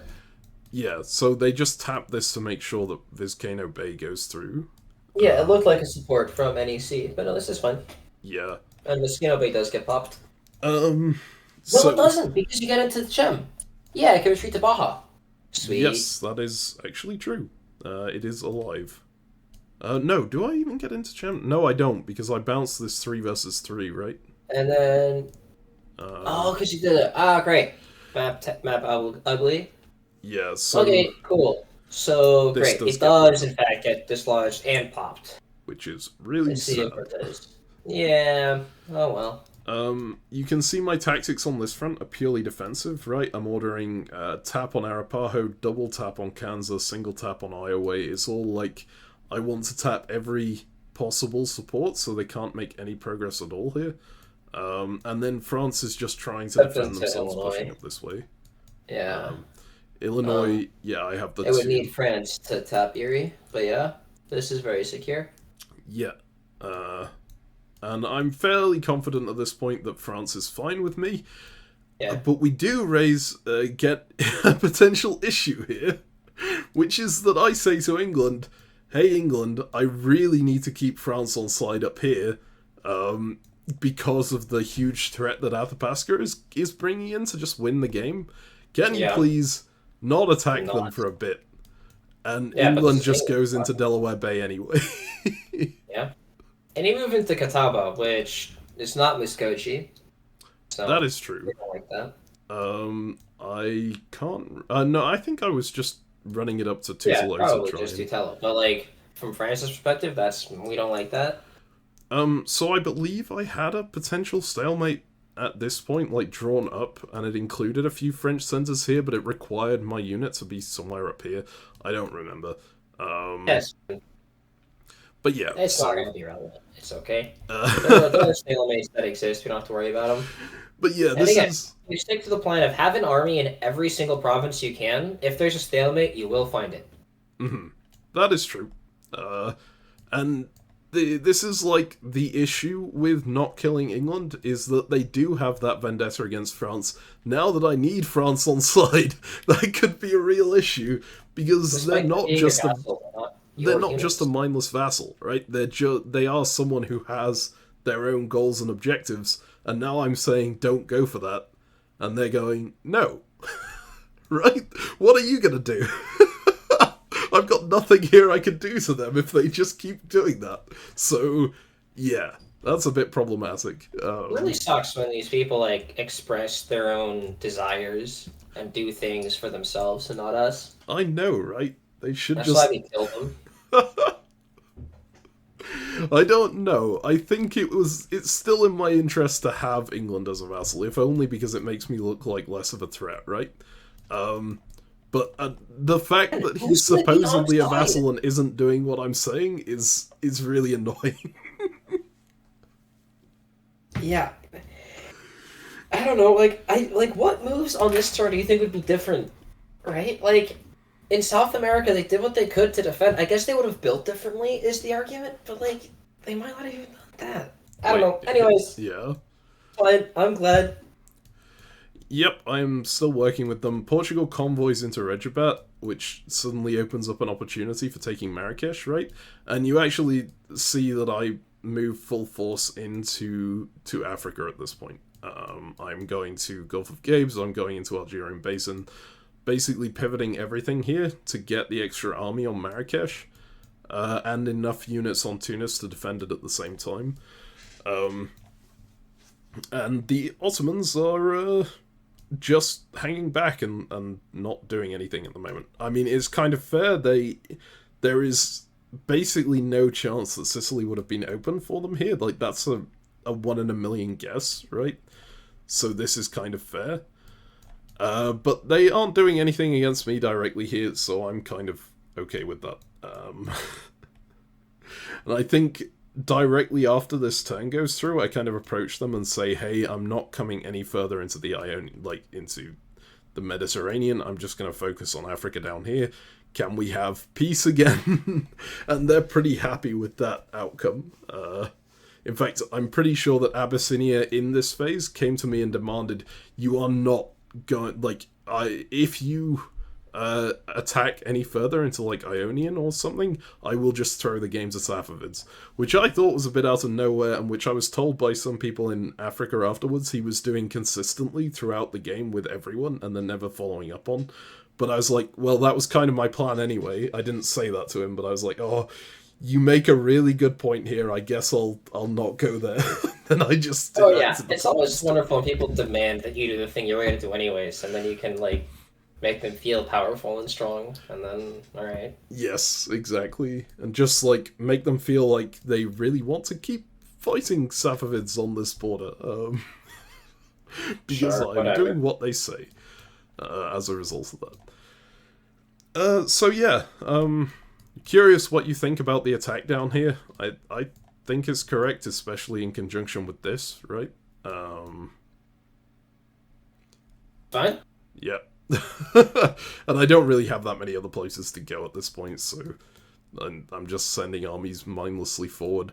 I'm still working with Poland to dismantle Austria, which should end up on a nice, neat line at some point soon. And I say nice, neat, it's not nice, neat. I don't know why I said that. It's going to be a cluster of SCs that are right next to each other, but we'll figure it out. Yeah, it should be fine. And as long as you have enough units, it'll be okay. Yep. And then the other region is over here. We just do arranged moves over here. I believe I tried to... I talked to Netherlands and said, hey, you know, go to Luzon or something, and he misinterpreted what I was saying, and we accidentally bounced an Okinawa turf, which is annoying. Yeah. But you guys would have taken Formosa, right, and popped it. So yeah. If he moved to Luzon.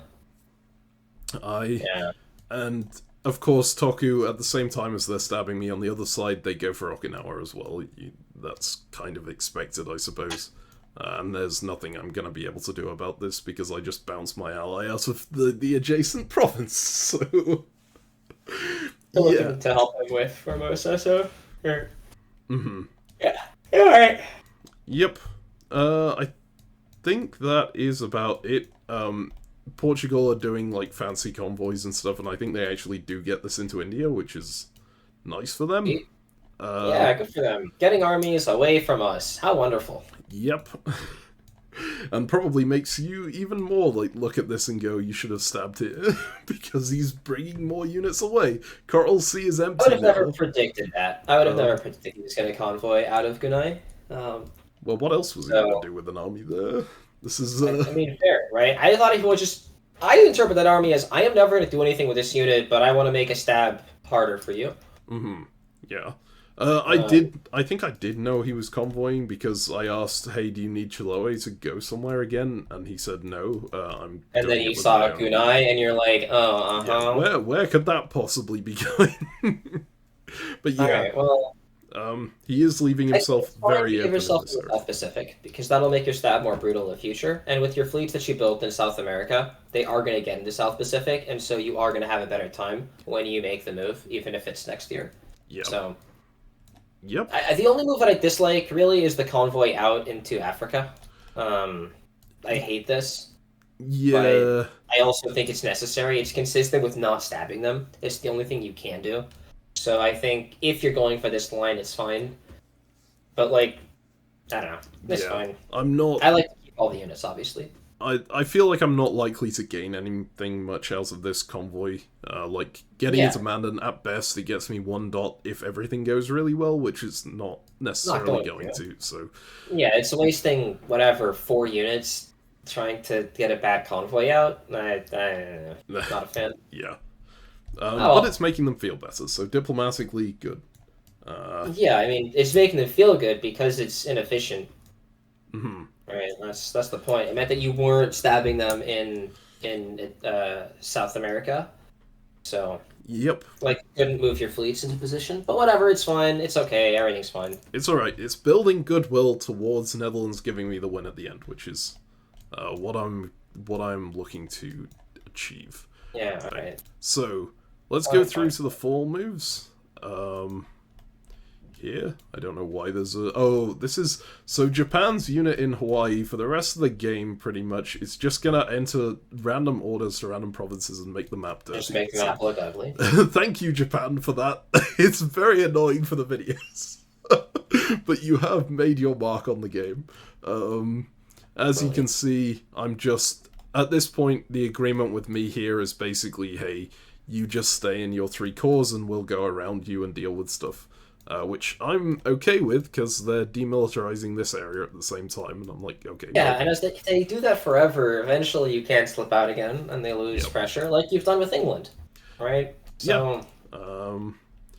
So England, they do take New Courland, because that was the agreement here. They now have everything they want in this region, so theoretically they should now be pushing this way entirely. Yeah, they have all of their cores. Yeah. And they were playing down 2, right? So now they actually get to build fleets in Barbuda, Bermuda, Bahamas. Yep. And in fact, they have 4 cores open, right? Because they also got Barbados. They just courted, fair. Yeah. So they're gonna build like 4 more fleets and be twice as strong now. Yeah. And that's fine because they're my willing vassal who will do whatever I want. Let's ignore what they're doing with France. Actually, here they don't. They do agree to do what I asked them to, I think. Well, I mean, this was their best moves against France, so... Yeah, that is also true. Right now, their units can't coordinate here. But, yep, they push this down to here. I was a bit annoyed by the French moves there. Yep. Yeah? It's not... Like, at this point, I see France has lost Mont Royal, right? They've lost... They're losing this province. They're not going to get that back. They're getting Mohawk. It's kind of reasonable to put these things here until they need them back to defend, except for the fact that they do immediately need it to defend because they have 2 Athabascan units on Mohawk and they've got nothing to support all walk out of Oh, no, they self-bounce. No, Boston they self-bounce. Yeah. Oh, thank God. Okay. Yeah, so it's not that bad, but... Oh, well. Yeah. Mistakes are made. And importantly, they are still trying to help me on this front, right? And I'm helping them at the same time. Athabasca tries to take Fort Detroit. Yeah, this is good. You, I guess, recognize there is shared interest there, despite the rest of your nonsense. And you actually get into Kanza. I do, which is huge. Wait, what happens over in the west? Because do they get in? They do get into Kiowa. Yes, they do.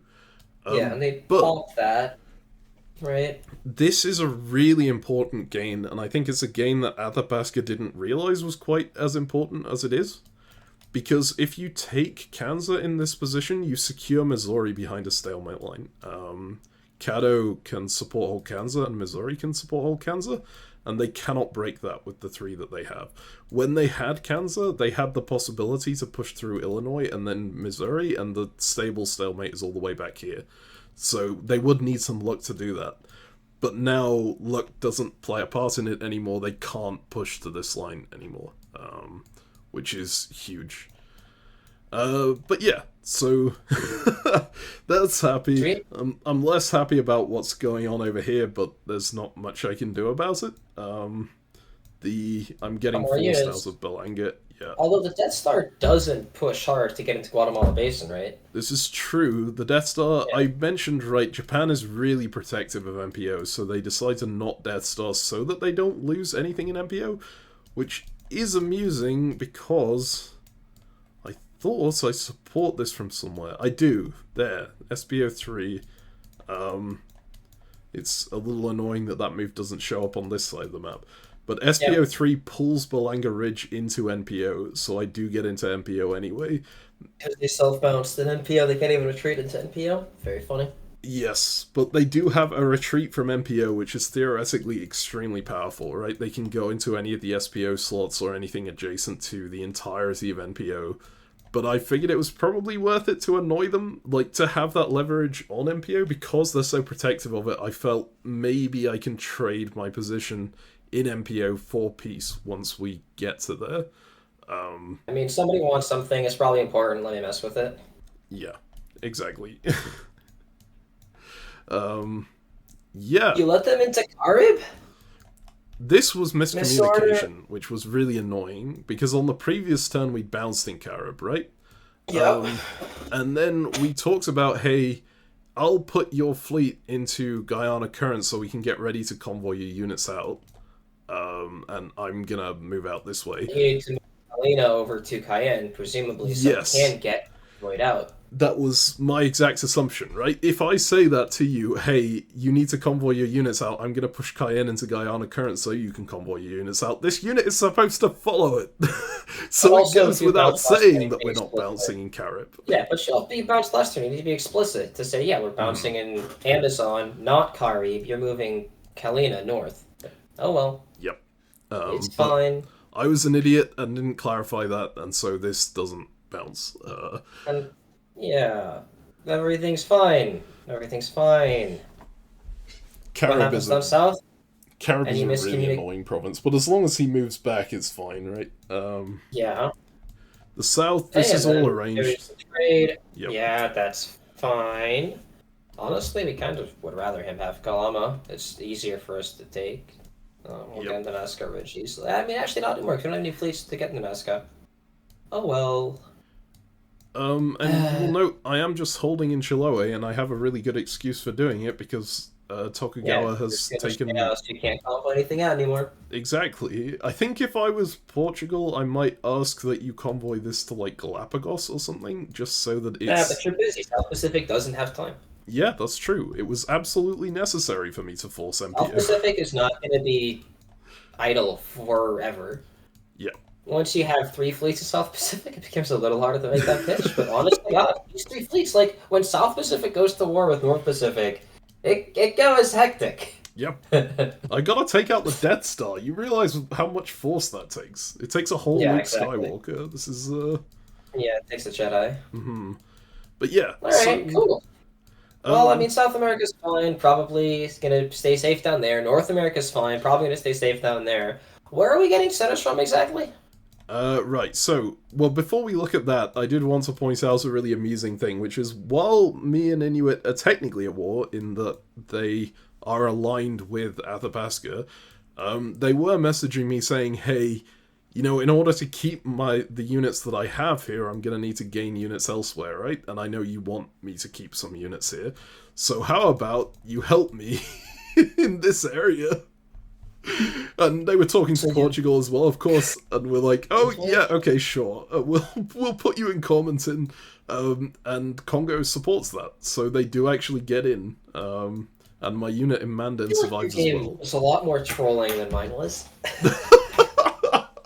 Like, so this doesn't seem real. Inuit in particular, I think, were like looking for a reason to be motivated to play the game still after they got ran over by Athabasca, because it's not fun being a vassal to someone who attacked you, right? But at the same time, for a certain type of player, you don't want to just suicide into them because you have the potential of surviving still. You still want a result out of the game. So Inuit was just coming up with all these funny ideas for what they could do to make progress. And one of them was this really cool convoy and working with the alliance that your overlord is actually pitched against. Yeah, that's funny. Yeah. I love this one, and so we end up like being a band of like random American mercenaries coming in here to just. Yeah, except Mandan gets popped, right? No, it doesn't. Oh no, you support yourself. Yeah. Yeah. That's fun. That's fun. So we do have two mercenary armies in Mali now. Yeah, and like Poland might even Poland's working with Mali here. Yes, they are. They have been solidly working with Mali all game, and they are continuing to do so. So. Oh yeah, I thought Portugal built an army in Cabo Verde. Did we miss that getting convoyed out last turn? I think it was last year, wasn't it? Oh no, they did. Yeah, they convoyed it up to Regibat. Sure, Rage Bait. Good. I still don't know if Rage Bait is correct, but it's a very funny way to It's definitely not Rage Bait. But now it gets popped. But it gets popped, yes. But I do get the walk into Marrakesh for free, and I get this army into Tunis and another army convoyed over to Rif, so I'm really happy with that result. Tunis is under pressure. Mali's north is solid. Yeah. Facing You're gonna build a fleet in Naples. Yes. Sweet. I finally opened it up to build one here. This is huge. Did you get into Trieste also? Hot diggity dog. Yep. Lots of progress. So yeah, you just gained centers in Europe. Holy smokes, dude. Yep, and I'm helping Poland into this one as well. Although while being in perfect position against it. This was something I knew about and just didn't tell Poland about, right? Portugal just decided they're gonna help France back into Paris. And Netherlands takes Ghent so that Paris doesn't have a retreat here. So yeah, painful. You're in Orleans. So now you can take Paris from France and not take it from Poland. Exactly. It's so convenient. I was like, I'm so happy with that. But it wasn't me who did it. I was not involved with this at all, despite knowing about it. It's not your vassal. Only England is. Yep. Of course. So yeah, then Austria is nearly dead here. I'm actually sad we don't have a fleet in Gulf of Leon anymore. Like, getting all of those nice convoys from Barcelona over to Tuscany and Rome to reinforce your front would be really helpful. Yeah. Because we have no core here, like, we can't realistically reinforce our front anymore. Well, we've got Naples. We can build Army Naples. Yeah, Army Naples can help, for sure. And probably is actually what I would build, especially if we don't want to... Like, we don't need any more fleets in the Med. We've got 7 to Ottomans 2. We have a lot. Yeah. 1, 2, 3, 4, 5. Like, do we have 8? Also, Ottomans are like, at this point, I'm peace talks with Ottomans. This tap, they told me about in advance and said Mali had asked them to do, which is why I don't bother supporting anything with it, right? And so we kind of pieced out on the understanding that I wasn't going into Ionian Sea. Although, the piece out, they probably didn't want me to build in Naples either, so this is kind of like... You put an army in Naples, it's not going to get pissed at you. Yeah, that is true. And Abyssinia is really happy with me for piecing out with Ottomans, so they probably still would have been attacking Safavids anyway here, but they are still progressing their campaign against Safavids at the same time. And yeah, we've already looked at this, right? So that's pretty much everything. What a great turn. Yeah, I really quite liked it. Apart from this. I mean, a very passive, like this was a year where I felt out of fantastic position to have a stranglehold on the entire game immediately. South America specifically, because we could, I think, have been the dominant force and been unopposed for all of it. But instead, we didn't do that. We gained like 2 centers in Europe, and I think that's it. That's possible. And now, because again, we still did gain it. I don't know how much Portugal got, right? We did lose New Courland as a heads up as well. So yeah, and England is going to put down like 4 fleets, and now I'm actually scared, right? England has gone to the point where I am officially scared of them. Yes, they're moving all their units away, but they're building so much right behind it. It's a yikes. Yeah, but as I said, I got the vibe that England was gonna stay on side. There's so scared. I'm so scared. All right, let's do the builds and then let's see if England stabs us. Alrighty, let's go ahead through retreats here. Actually, there is one retreat that's important, which is this one. Doesn't go to SPO to mess with me. It goes back. Which this makes sense. Yeah, they've got nothing in this area, right? So they need something here to defend it. Unfortunately, I have to take Okinawa off, which does also mean I'm going to get a rebuild somewhere else. But, well, not a rebuild because I lost the center, but... Yeah. Yep. So we go ahead to winter builds. I haven't really gained much. I gained like 2% that turn. But I do get 4 builds. So...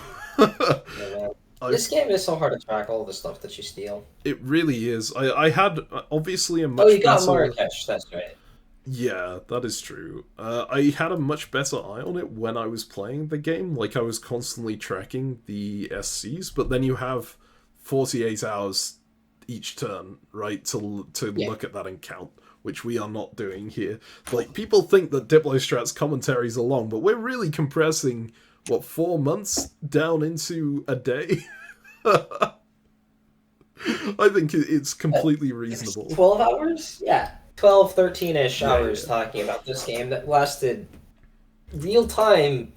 Was it 3 months?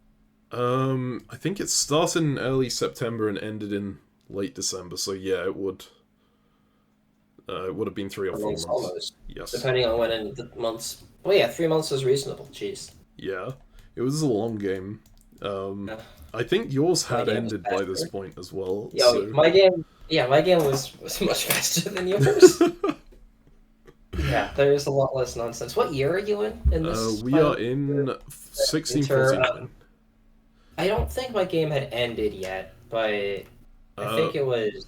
I do think yours got ahead a bit because we had GM switches at points and had to go on pause for a while as well. Yes. But I remember that. It was definitely... Yours ended a lot sooner than mine did.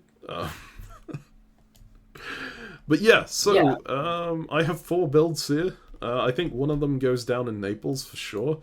I'm pretty sure there's another one that's like a Don't Attack Me Portugal build over here.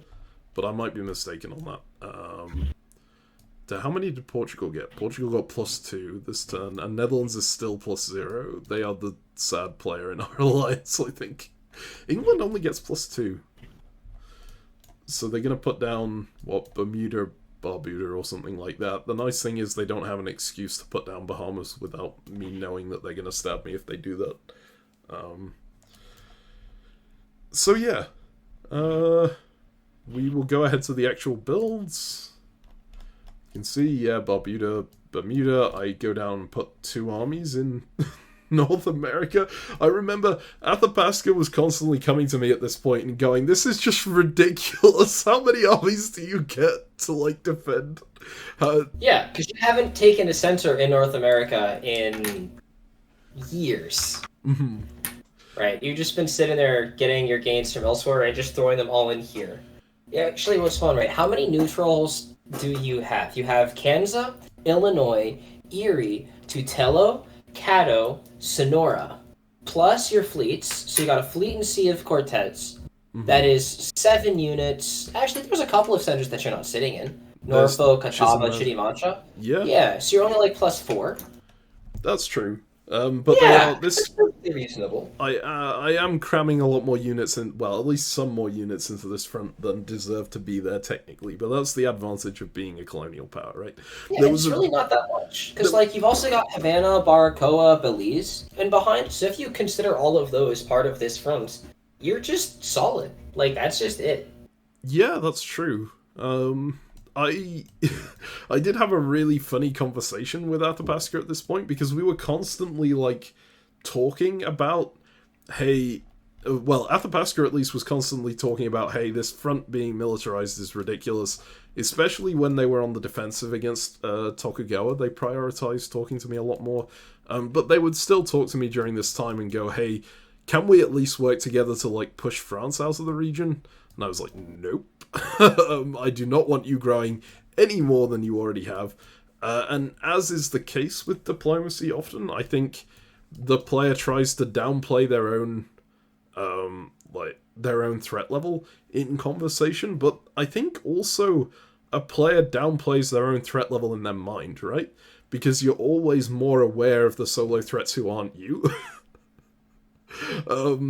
So they were going, it's completely ridiculous that you're this insistent on me not growing at all when we could get to, like, the joint immunity. And I'm like, no, I do not want you to grow, because you can take these centers whenever you want to.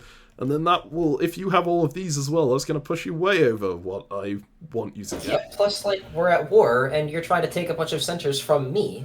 Yeah, that is true too. Like, you gave him so much trust, right? Once you guys had cleaned up Ute Shoshone. Mm-hmm. And so, Athabasca chose to stab you back then.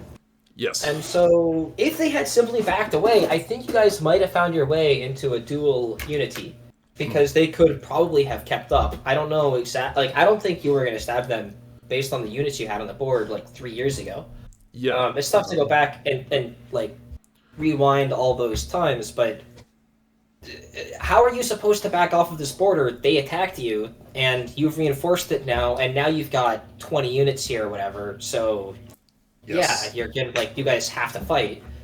But they started it. It's their fault, not yours.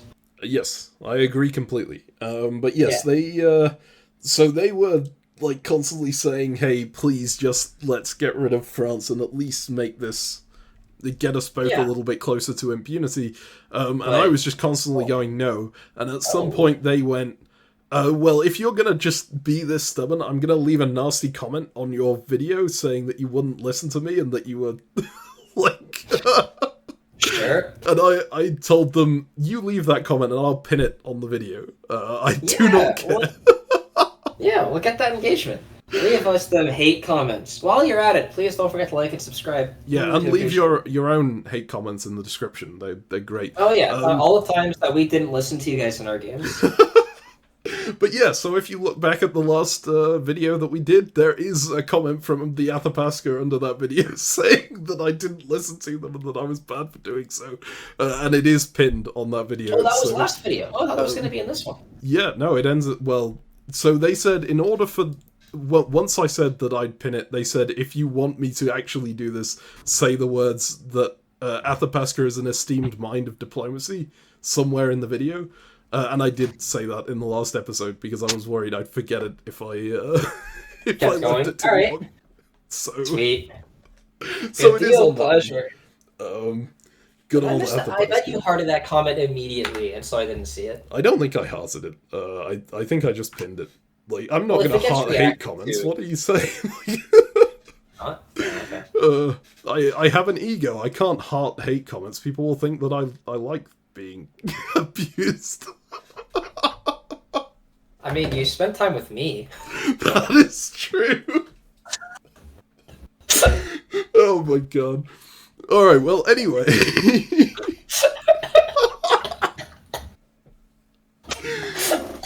Alright.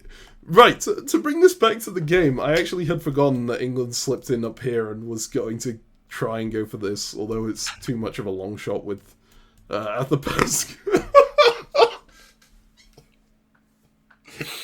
Sorry, 1 second. Yeah.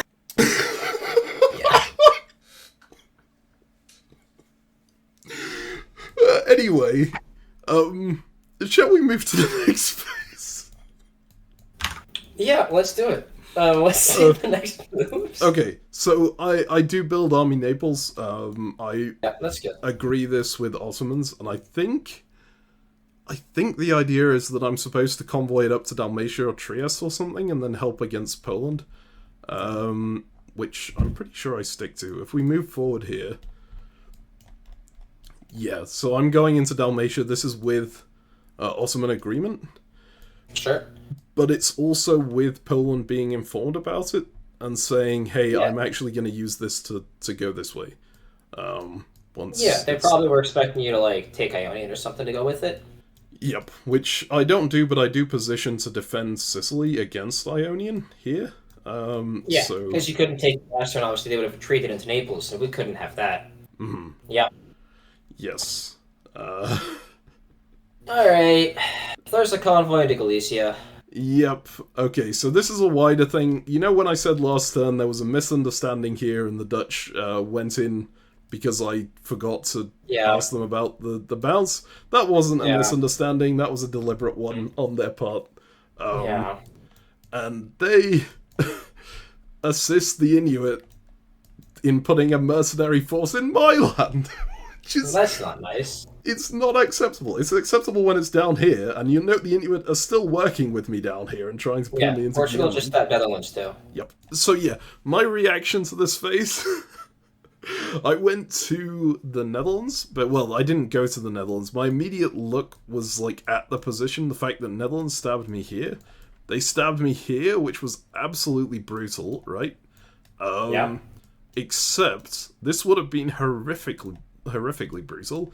Except this unit was supposed to go to Regibat with support. Yeah, but it got support held.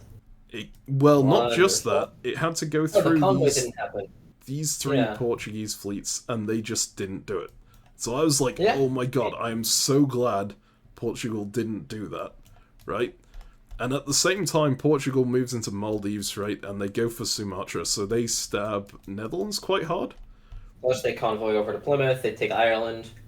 Yeah. This is just me getting incredibly lucky. I think I said the most lucky I ever got in this game was Salt not drawing Portugal. The second most lucky I got in this game was Netherlands stabbing me on the same turn that Portugal stabbed them. Sorry, specifically Portugal stabbing them on the same turn I got stabbed. It's pretty great. Enormous. And Portugal obviously wasn't really looking at what Netherlands had done and immediately came to me and apologized and went, I'm really sorry, but I felt like I have to try and like go hard at least here. Play. Yeah, and you're like, huh? I'm like, and then Portugal's like, oh, never mind. Yeah, exactly. I got you, bro. Way ahead of you.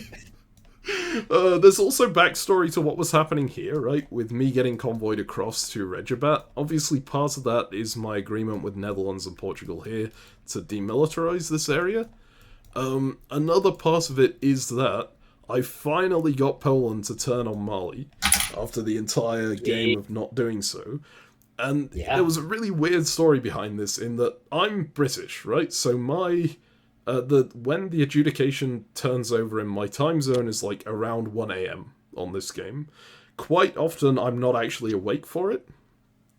So I've really tried to train myself out of this habit, and honestly, if you are also a player who is in a weird time zone compared to Deadline, I really recommend you train yourself out of this as well.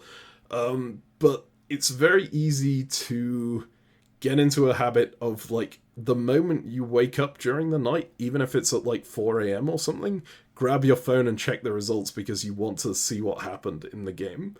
And then and then you get messaging someone at 5 AM or whatever, and you are really not on top of your game right then, right? It would just be better to leave it until you're actually awake in the morning and do it then.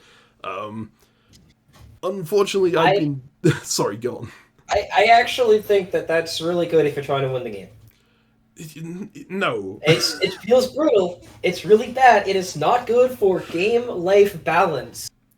But right when the phase shifts is when people's emotions are really hot, and you can very often get people to agree to things when they're heated in the moment that they won't necessarily agree to later. And being there, being online, being active, because everyone is around right then because they want to see what's happening. If you get up, like, the earlier the better. Mm-hmm. So I recommend setting an alarm for an hour after the phase flips, and then waking up in the middle of the night to do press. Also, I'm an American, and so that means people will be awake in my time zone more often. So it's not good for you, as for your life, obviously, because like a full night's sleep and all that, and it's not a job. So if all you care about is winning a single game of diplomacy like us, then yeah, go for it. Yeah, okay. So you are correct in that you can definitely do a lot more. If you actually do manage to wake yourself up and like are properly alert at that time in the morning, it can be really good for you. I also think I've become a much better player since I stopped doing that, because I have to live with the fact that I can't do that, right? That I'm not gonna be awake at that time at deadline, so I can't rely on doing things around the deadline or working off of people's like hot emotions at that point, right? Anyway, as I said, I tried really hard to train myself out of it. I'd done pretty well at training myself out of it up until this game, and especially as I was like crawling closer to the amount, because I've done quite well in huge games before. I've never soloed a game this large before. So I was like very excited about this possibility, and the fact that Portugal and Netherlands and England were going to give me the win. Yep. All of them are going to give you the win. Yep. Yes.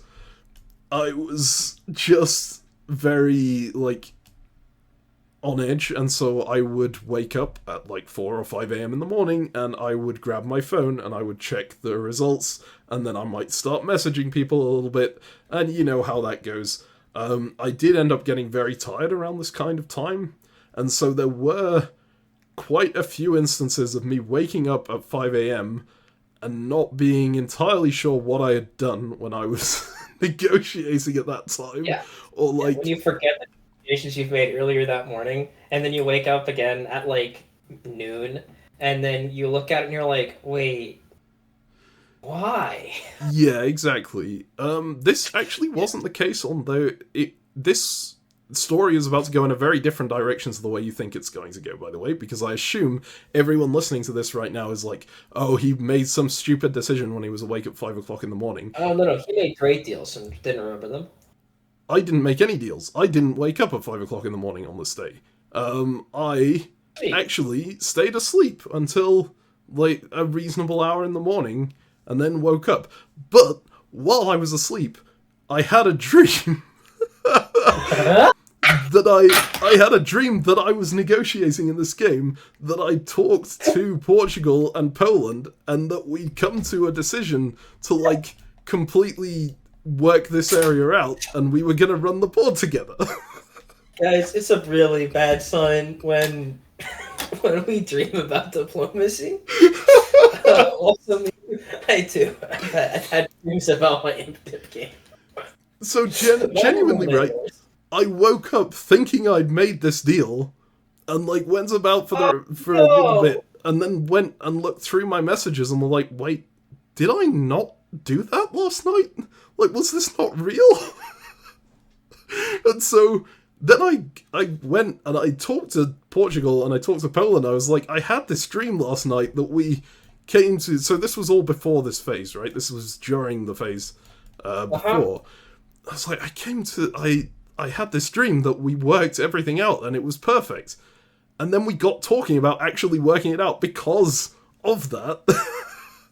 And we came to the conclusion that, yeah, actually... We're using this line in the future. We came to the conclusion that actually this would work pretty well if Portugal convoys me into Regibat, right? We have that. And of course you guys didn't. You finally get Poland to stab and you just leave him holding the bag. Yep, that is exactly what happens. Portugal does back off him, notably, right?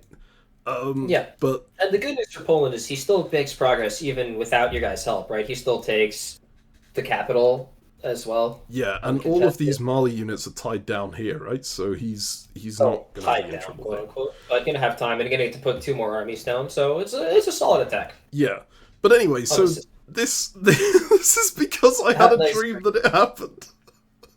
It happened because you had a dream that it happened. I mean, it's magic. It's actually insane. Such a stupid story. Yes. But yeah, anyway, it's not really relevant to the wider conversation outside of the fact that myself and Portugal and Poland were supposed to be working together here, and that Portugal not doing that saved my skin because Netherlands didn't get into Orinoco, right? Yeah. And, of course, them stabbing Netherlands everywhere makes Netherlands stab on me much weaker because Netherlands can't really... It's not actually building, yeah. Yeah, and you'll note, also, Portugal moved into Canary Basin and Sea of Azores, which looks a lot like this is what they were targeting, right? No, but they're just covering Sea of Azores because they know they're stabbing Netherlands, and so they want to make sure that they don't have to worry about Porto. Yeah, it's probably true. I think the vibe I got from them after they made the stab was like they were fairly sure that I would not be happy with this because they were growing out of it. And that also gave me a little bit of an uneasy vibe in that they're trying to hide stuff from me at this point in the game, right? And I'm kind of playing a game strategy that's reliant on them doing what I want at the end. I'm not... If they really don't trust me to that degree, I'm a little nervous about what might happen in the future. That's why you kill them! Anyways, when you say that now, I didn't know at the time, right? This is... Yeah, but we've played diplomacy more, Meme. Yes. How many times do we have to trust someone only for them to stab us? Okay, well, anyway... So this is how the phase resolves, right? Suddenly, my entire game plan is completely... Yeah, now you're actually going to try to kill the Netherlands, right? Yeah, because Netherlands has attacked me. I can't rely on them to stick with me anymore. Portugal didn't stab me. They did stab the Netherlands to save my skin, but they've also kind of revealed to me that they're not particularly interested in doing exactly what I want them to do. And they're quite interested in growing as fast as they can, which probably means that they are still looking towards getting to that victory condition, even though they're still a long way away. 30 is a pretty high number of centres, to be fair. So that bit's shot, right? And just the fact that I'm going to lose Madrid as well, and I'm probably going to go down a ton of centres this turn, is just... Ugh. I'm in a painful spot. I don't actually lose anything up here, right? And France is still rotating back. England actually keeps to doing what I asked them to here, and doesn't go in on France, which is really nice. But again, I'm kind of forcing them to do something they don't particularly want to do. We're Death Starring into this area to try and deal with Inuit. So, yeah. The actual minutiae of this phase is that I'm not losing that much. Especially as I think Tokugawa... Oh no, so Tokugawa is trying to get behind me on this one. Is that... Actually, I think I was working... I think the NPO plan did work on this phase, actually. I get out of NPO in return for Tokugawa working with me again. Sure, and they just tap you, but they have a retreat? I don't know. They push me into Sea of Cortez is the big thing here, right? Into Vizcaya Bay. Sure. But then they also get into Sea of Cortez? I think, if I recall correctly, this was arranged with Atapasca. Atapasca wanted this to happen, right? Yeah. And Tokugawa ended up telling me about it, and I just went, yeah, let's go with that. Because, Atapasca got Sonora. Yes, they did. There wasn't anything I could do about that, right? They were always gonna tap this. I mean, they had enough units nearby. You expected them to hit it with more. Yeah, and you can see I'm doing exact stalemate line tactics here. I'm leaving... This is the one risk that I'm taking. I'm leaving Nueva Vizcaya open, so Sonora can retreat into there. I'll have the support hold there, the support hold there, the support holds here, support hold there. This whole thing holds as long as Japan doesn't tap me from Sea of Cortez. So, Again, yeah. it's worth noting, just for the audience at home, how expensive holding a true stalemate is. Yes. Like, how because in order to stop the stalemate, you need to be correct no matter what guess your opponent makes. You need to waste a ton of units. Mm-hmm. And so, Meme can afford this because he's doing so well everywhere. I do not recommend this. I do not condone creating a full stalemate. I think in this situation it's kind of necessary. Um, but I also swear there are ways for us to make progress here. Like Kiowa, right? Couldn't we have just taken and forced Kiowa here? They have a Yeah. double support hold on it. Maybe. I think I'm not paying that much attention to how far forward I can get because I don't think I can reasonably take any SCs that I can hold, right? I definitely can't I don't advance agree with here. that. I don't I don't think I agree can with that at advance all. here. Well, I Arapaho, mean, look, if maybe? you take Kiowa and you can force it to pop, right? Then I haven't looked at it, but there's a solid chance you could take Arapaho. And essentially, I want to like I'm going to continue trying to advance here because the expectation is they're going to be pressure from elsewhere. If we can get France on side, suddenly things really start popping. Mm-hmm. Yeah. Like We do have Iowa. France on side. Yeah, exactly. Although So like if we they... have actually France on side, I mean, shit. Yeah. I think we have enough units. We can afford to be aggressive, but you're just stalemating. It's a great way to get people to switch off of you, but with this many units, neither one of you can ever switch off, and so it's just like, yeah, I can win elsewhere. You can't get wrecked. Yeah. Uh... Yeah, I really do think this is agreed. Like, thinking back to what happens next turn, I actually think this doesn't work out exactly how I'm thinking.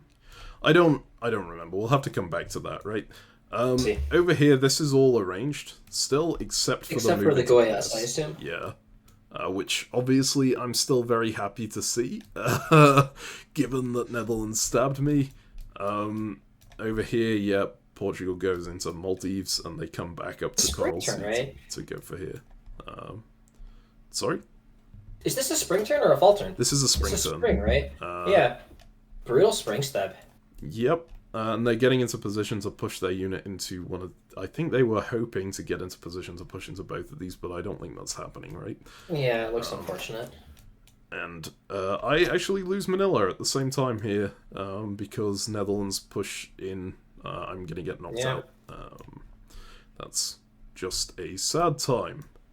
It's also very much making me regret having moved MPO this direction instead of the other. Ow. But Fine. yeah. Europe itself doesn't go too badly. I'm still working with Poland, and Poland and I, this is all agreed, like, bounce in Strasbourg. He backs off to Stuttgart. We take Freiburg off of the Austrian, and I take Innsbruck off the Austrian. This line is now solid. Well, it's solidly ours. The lines themselves aren't particularly solid. But Poland's There's no on side with stipulation me, so... but you're working with Poland. Austria's cleaned up. You're going to take Paris, I assume. Looks like Poland's on board with that. So everything's great. And with Portugal stabbing Netherlands now, even the stuff, and Netherlands stabbing you, maybe even Ghent is viable. So, It's possible. I mean, I'm not adjacent to Ghent, but you mean long term, I yeah, assume? yeah, I'm thinking like next year, right? But like you're going to take Paris, and then once you're in Paris and Normandy. Yeah, I think so. So my issue here now, looking at this, is that, oh my god, I'm losing a bunch over here. Right, I can't actually defend Oh, you're Putumayo and Amazon. They can just support themselves in. too. I'm not adjacent to any of theirs, so I can't help myself Morris there. thought, right? If you work with Portugal, you can take it. That is true. I think I do see that, but I'm just looking at this and looking, oh my god, this is not looking good for my build situation at the end of the year. Sure. Yeah, but the good news, right? Netherlands is not building, and even if you don't build in South America, you can afford to pull, I don't know, 3 units north Yes. and be okay. Like, obviously, we don't love that. We'd rather have it, but like, Portugal just stabbed Netherlands. Also, they have a lot of units. I'd be hesitant to risk letting them into Chiquitano, but I think we would. I think we let them into Chiquitano while we go up to G, and then we get into Pano and Quechua. Yeah, that's what I would do. And then we're solid on Madeira. Netherlands is in rough shape. Orinoco taps Carib. And then we got to find a way to build. We're only losing 2 in South America. Yeah. Where are we getting? Are we neutral elsewhere? Right, in Europe, we're gaining how many? We just gained 1. We're just gaining We 1. gained Innsbruck. Yeah, we're gonna gain Paris, right? That's been agreed. We're losing Madrid. Yes. Okay. Losing so we Madrid, need to get even more. We're down 4 actually because of the Manila as well. So we need to spend Manila, right? No, you kept it on. I don't think I disband Manila. Hang on, I can actually just check. Because I don't think we need the moves from there up, really. Yeah, you keep it on. Unfortunate. Yeah. Okay. So now what we need. We really want to get our army in Mandan disbanded, so we can tell Molly that we're not going to use it for anything. Yep. And beg him to pop it for us. Actually, we'll tell him we're going to tap one of his centers or support Poland in, unless he disbands it for. Oh, we're going to convoy it back. No. We convoy Mandan back to Marstad.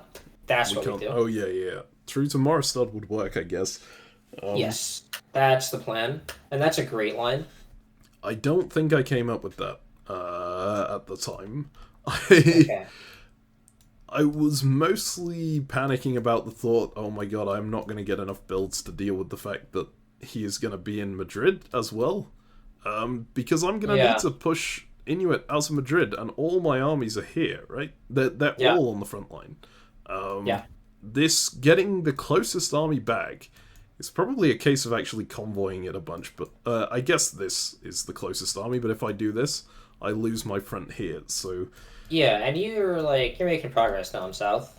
Yep. Right, Gdames is very exposed. You can guarantee it this turn, I think. Yeah. Sahara, never mind. Sahara exists. Yes. So, but yeah. Tunis then is likely... Oh, and Fezzan. Sorry, I'm dumb. Gdames was not at all guaranteed. Fezzan supports Tripoli, Sahara supports Gdames. Jabat also supports Gdames. Alright, make progress against him. But we take Tangier, right? We go to Portugal and we say, hey, good deal, thanks. We might not even tell him that. We probably might just thought him here. That is exactly my... In fact, let's just go through some moves. Or... If we tell England we're taking New Courland back? England is not the kind of person who would let us do that when we had one unit next to it, I think. I could have gone to England. You just take it. Yeah, that is possible, but I also didn't want to risk annoying England on the same turn that Netherlands had broken from me, and I was now less confident of Portugal in the future. England is like my one long-term friend now. Sure. This is why you kill your friends before they can hurt you. Good life advice from Ezio right there. Diplomacy. All of my stuff is exclusive to diplomacy. Whatever terms that I use, this is the disclaimer we should put as our each video. Everything we say here is exclusively about this game that is supposed to be fun. Yes, fun. It's very fun, except for turns where this stuff happens. But this is the fun of the game. Look, you got out right. Like Netherlands made a move on you, which is going to be pretty tough this turn, right? You misread him last turn when he just happened to end up in Carib. But you got bailed out because of another thing you didn't see coming, which was Portugal. Yep. And that's why the move flip is so exciting. That's why I wake up to see it in the morning and I make dream about this. Because it's so exciting. Even when it goes terribly. Yeah, games where everything goes your way feel good sometimes, but certainly not. They're not the memorable ones looking back on them. It went my way in Imptip, I remember that for sure. Okay, everything pretty much did go my way in Imptip. Right. That is fair. Also, we're just giving them an excuse to make our lives worse. This is why they're attacking us in our game. Figured it out. We want some memorable game. This is Yeah, we can. It's fine. Anyways, I'm pissed. Alright. Yeah. You guys are gonna love when we do the commentary on the ice cream invitation. I'm so pissed. It's so good. I can make Ezio slam on his desk just by saying Fleet Obdors. I'm not going to. I was doing it before the recording today. It was amazing. Anyway, so the so yes, I think definitely some of the fun in diplomacy is in the turns where you get outplayed and you have to react to that and like come back from it. And like I guess just people like being on the wrong side of things sometimes, right? It's why you watch sad movies and whatnot. It's not great to be happy all the time. But now I'm very, very unhappy because of the general situation. We can probably move through to the moves if you're good with that. Yeah, let's see it. Yes. Okay, so one really important thing about this phase that it isn't all that important, but it's the main thing I remember from this phase. I asked Ottomans, I was still on side with Ottomans at this point, right? And I convoyed up to Dalmatia, and I was like looking at the Polish line going, maybe I need the centres, maybe I go that way. I go to Ottomans and I ask them, hey, can you tap Tripoli so I get a chance at taking Ghadames, right? And then maybe I can save this Marrakesh unit and get it into another supply centre, something like that. Yeah. And they say, no, I'm not going to do that. I'm like, okay. Well, that was not smart of them. What, do you realize the situation you're in? And like, I just come off the back of being extremely tilted by this whole Netherlands move, right? So I just wrote up a massive rant in my confessional about how you do not get to say no to a request like that if you're in a position like this. Yeah, and see, this is why Meme is so reasonable. He doesn't ask for anything, and like he's never demanding, quote unquote, because he just assumes that you know what he's talking about. And look, in Meme's defense, you really look. Be careful. I am correct here, right? You do not get to say no to a request like that in a position like this. And to be fair, I didn't go to him afterwards. Like, to be fair to him, I didn't go to him afterwards and say, "Hey, you had better do this, or I'm gonna attack you." I just went, "Well, if he's not gonna do that when I have all of this, I might as well attack him." It's the thing when there's no upside to you to tell him you're attacking him. Right? And so you made a very reasonable request, and he didn't accept it. And I think, and it was insane of him to do so. Like, you've just finished Austria. He's been at war with Poland this whole time. You've been working closely with Poland. Why on earth wouldn't you just work with Poland now to crush him? You're going to even get some centers out of the deal, and you control the entire Med. I think he should have tried to keep you on side. In his defense, though, I think you were going to attack him anyways. I genuinely was. I think... Okay, well, I would have. I look at these moves, you've got 5 fleets just sitting there, man. How can you not? Well, that's true, but I've also got, like, 5 armies sitting here, and I'm gonna be sitting with one of the two, because I'm not gonna attack him and Poland at the same time, right? You know, I did see what happened in South America. Maybe you wouldn't have attacked him. Yeah, that 4-man bounce in Guaqui. Yeah. Oof. Alright. Yeah, that's the move I'm gonna remember. Mm-hmm. What's the biggest bounce? We should do a, like, massive self-bounce in North Pacific. We should get, like, 15 units to all bounce in, like, NPO3. Okay, I'm just gonna point out something real quickly to the viewers. I did cut it out, but Ezio said a few minutes ago that he's got to leave in a little while. We need to stop going on tangents, and then he starts talking about bouncing 15 units in the Pacific Ocean. I mean, anyways, it's fine. Alright, anyway, I get into Moristad over here, which is... Don't convoy yourself. I don't convoy myself. I should have convoyed myself. This was dumb. I thought there was some potential that this would happen, and Poland was, of course, requesting that I help them here, right? Yeah. And given that I've decided I'm going against Ottomans here, I think I need to keep Poland happy. So... Well, that's good. Yeah, I do think you could have still worked with the Ottomans, and even if you didn't do that tap, I think even a demanding ally would recognize you've just been stabbed by Netherlands, and if you go to him and say, hey, I would love to help you, but I need to convoy back, I'm sorry, I don't think that would trigger a switch or anything. I think Poland would still happily work with you against Ottomans. Probably. Given the state of the war between him and the Ottomans and Russia. I think he would just be annoyed at you, but an annoyed ally is still an ally.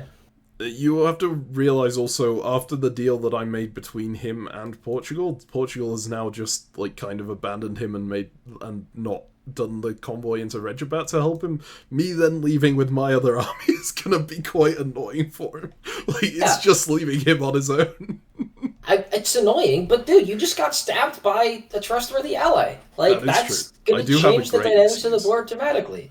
And like, you need to crush Netherlands, and yeah, once you've crushed Netherlands, you'll come back to mess with Mali and all of those countries that used to be Polish. Yes.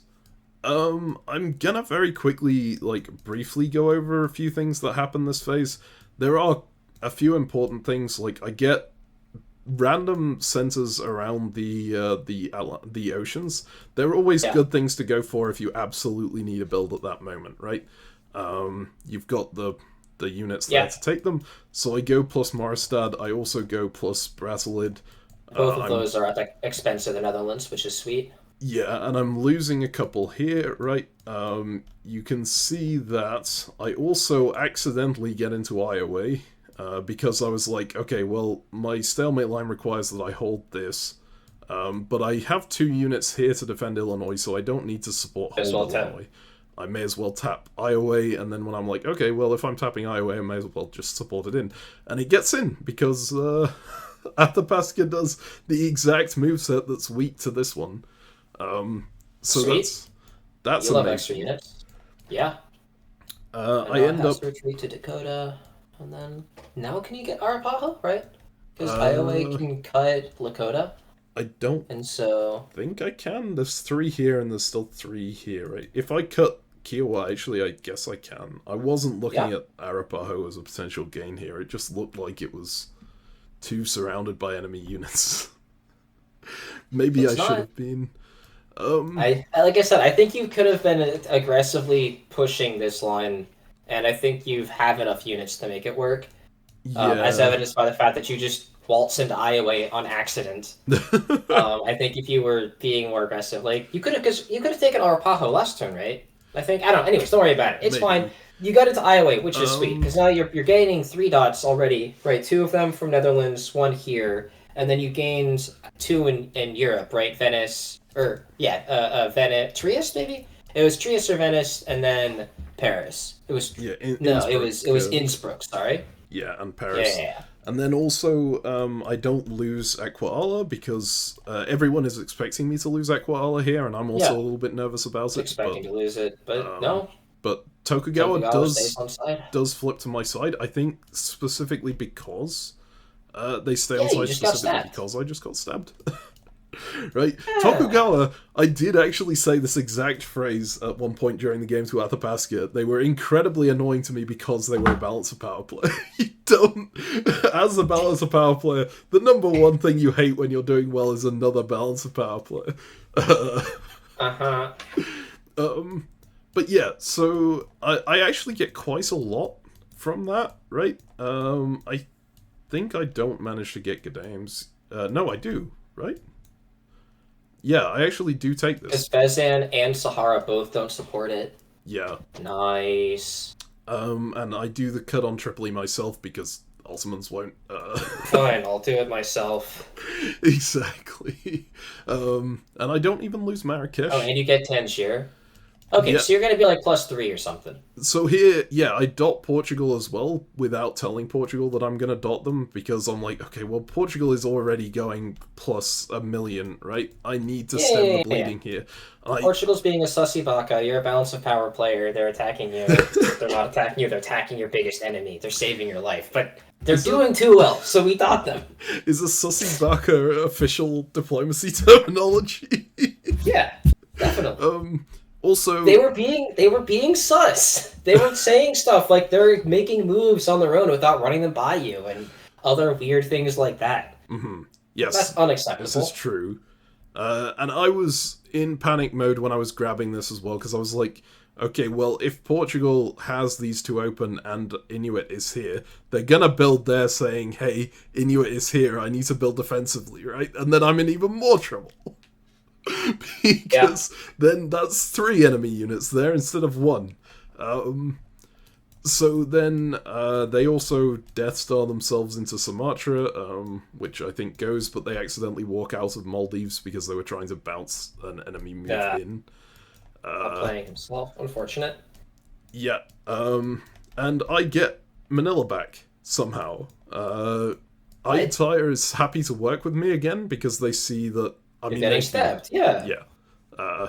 So I get back in here. So actually, this turn ends up being so much better than I thought it would, right? You gain, like, a lot.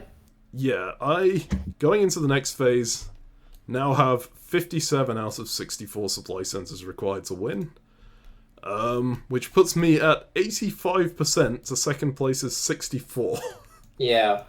Despite getting stabbed by the Netherlands. Despite the Netherlands getting still stabbed. +4. Despite the brutal Portugal stab. Yeah.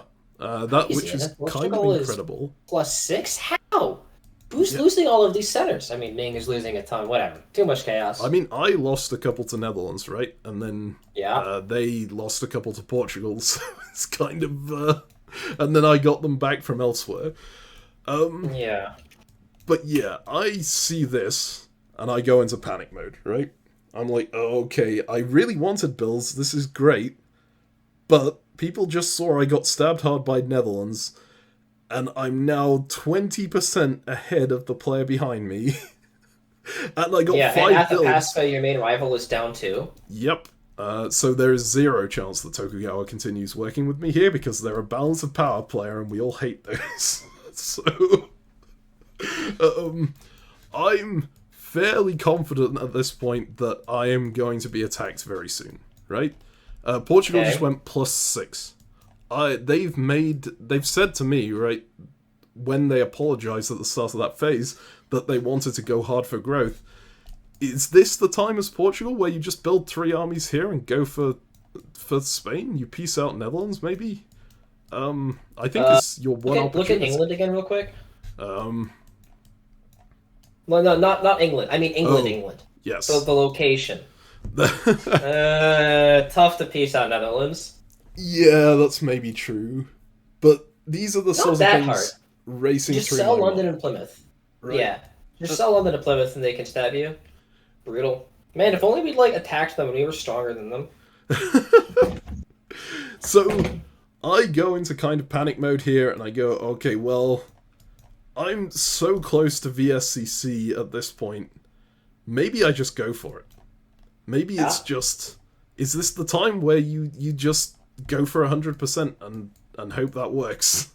I mean... What moves are we talking about? They're gonna be different. Like you're talking about trying to actually take the Caribbean now? I'm talking about things like attack Portugal. Because if we're going all out for the win, right, then these see what builds centers happen, become right? necessary. We're in winter. We gotta see where Portugal builds. Yes. Before we can make the determination to attack him or not. Like, he has 6 units they're just gonna add to the board. That's gonna dramatically change the texture. Netherlands is building 4. Like, if Netherlands puts down armies in... Actually, do they have any open cores in South America? They don't, right? No, they've got... they lost this. Well, we're killing them. Yeah, so I'm definitely putting down armies in South America. I'm putting down armies in Bogota and Quito. Mm-hmm. And I'm going to talk to Portugal about it and say, hey, I know we talked about Norm. I mean, maybe not. Maybe I don't even tell them about it. But... No. I put down the armies here. I hope they don't put down any armies in South America. And if they question me about it, it's like, oh, sorry, I assumed like things changed after Netherlands stabbed me, and like we're at war with them now. Mm-hmm. So yeah, I put down armies in Bogota and Quito. Yeah, or maybe Lima instead of Quito. I'm pretty sure I do that. The other thing is, remember, if I'm going to go for a solo, then these open centers, England has said if I need a couple of centers to get across the line, I'm okay to take them. Then Fleet St. Augustine, Fleet Panama. I like that. Probably do that, but if I do that, it signals to everyone in the build phase that I'm going for it, right? Because why would I build Fleet Panama if I'm not going to try and take the English Take Jamaica? Yeah. I mean, I don't know, fine, but it's still, like, what are they going to do about it? Well, the big thing is, if I don't signal that I'm going to go for the solo on builds, I think I have a chance of keeping Portugal on side for a turn. which could be a massive one. The whole reason we've been in this position with Portugal is that you felt that Portugal wasn't going to stop you if you were going for a solo. Yes. That's the only reason we let them be as big as they are for as long as they are. See, that reckoning flipped on the last turn because of what they said about the growth, right? I don't think that they just let me go. And go but they also were at war with the Netherlands, and there's a solid chance they stay at war with the Netherlands. That is true. And also, I'm focusing too much on Portugal here because I've been talking about them way too much. There was another consideration that I've completely forgotten about, which is the fact that I have to get 25% ahead of these other powers, right? So once I start going for the solo, if Athapaskan knows that I'm going for the solo at the start of the year, they go into all of these Inuit dots. Yeah, the vassal ones, and they're allowed to They don't have that many units. They don't have... Well, they have, like, Quebec, they have Estrie, they can go this way. But if they're pulling units off the French front, they're, like, losing things down. Do they lose anything? It depends whether they get France on side or not, right? And France isn't particularly likely to choose my side here, especially considering this, which I didn't even talk about last turn. This was another thing I had been telling England repeatedly, please, please, please do not attack France. So that's the justification. Look, I'm not going for the solo, I'm just trying to kill England because I'm trying to work with France here.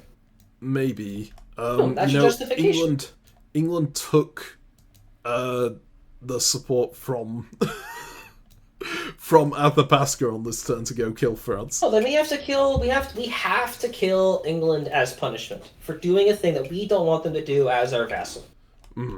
Very justifiable. Yeah. Anyway, you can make the argument, look, England stabbed me by attacking France, and I'm scared of him, so I have to put down at least Fleet St. Augustine. I don't end up doing it. Okay, fine. You put down, what, 3 armies back in Iberia? I put down Burgosa, I put down Lima, and then, yes, I completely surround this Inuit unit in Madrid. Also because Portugal did tell me they were building Army Lisbon to help deal with this. Help, in inverted commas. So yeah. I'm like, I can't. Look how far away all my units are. I need these armies here. So, yeah, that's what I end up doing. Mali disbands entirely around me, which is really nice. Love to see it. And then Portugal's builds, they do build an army here. I get 2, of course. Great. And they put other units everywhere else. Yeah, there's one here. They put down 1 back at home, that's like 3... I don't know, whatever. They get 1 in Malvinas as well, which is actually relevant.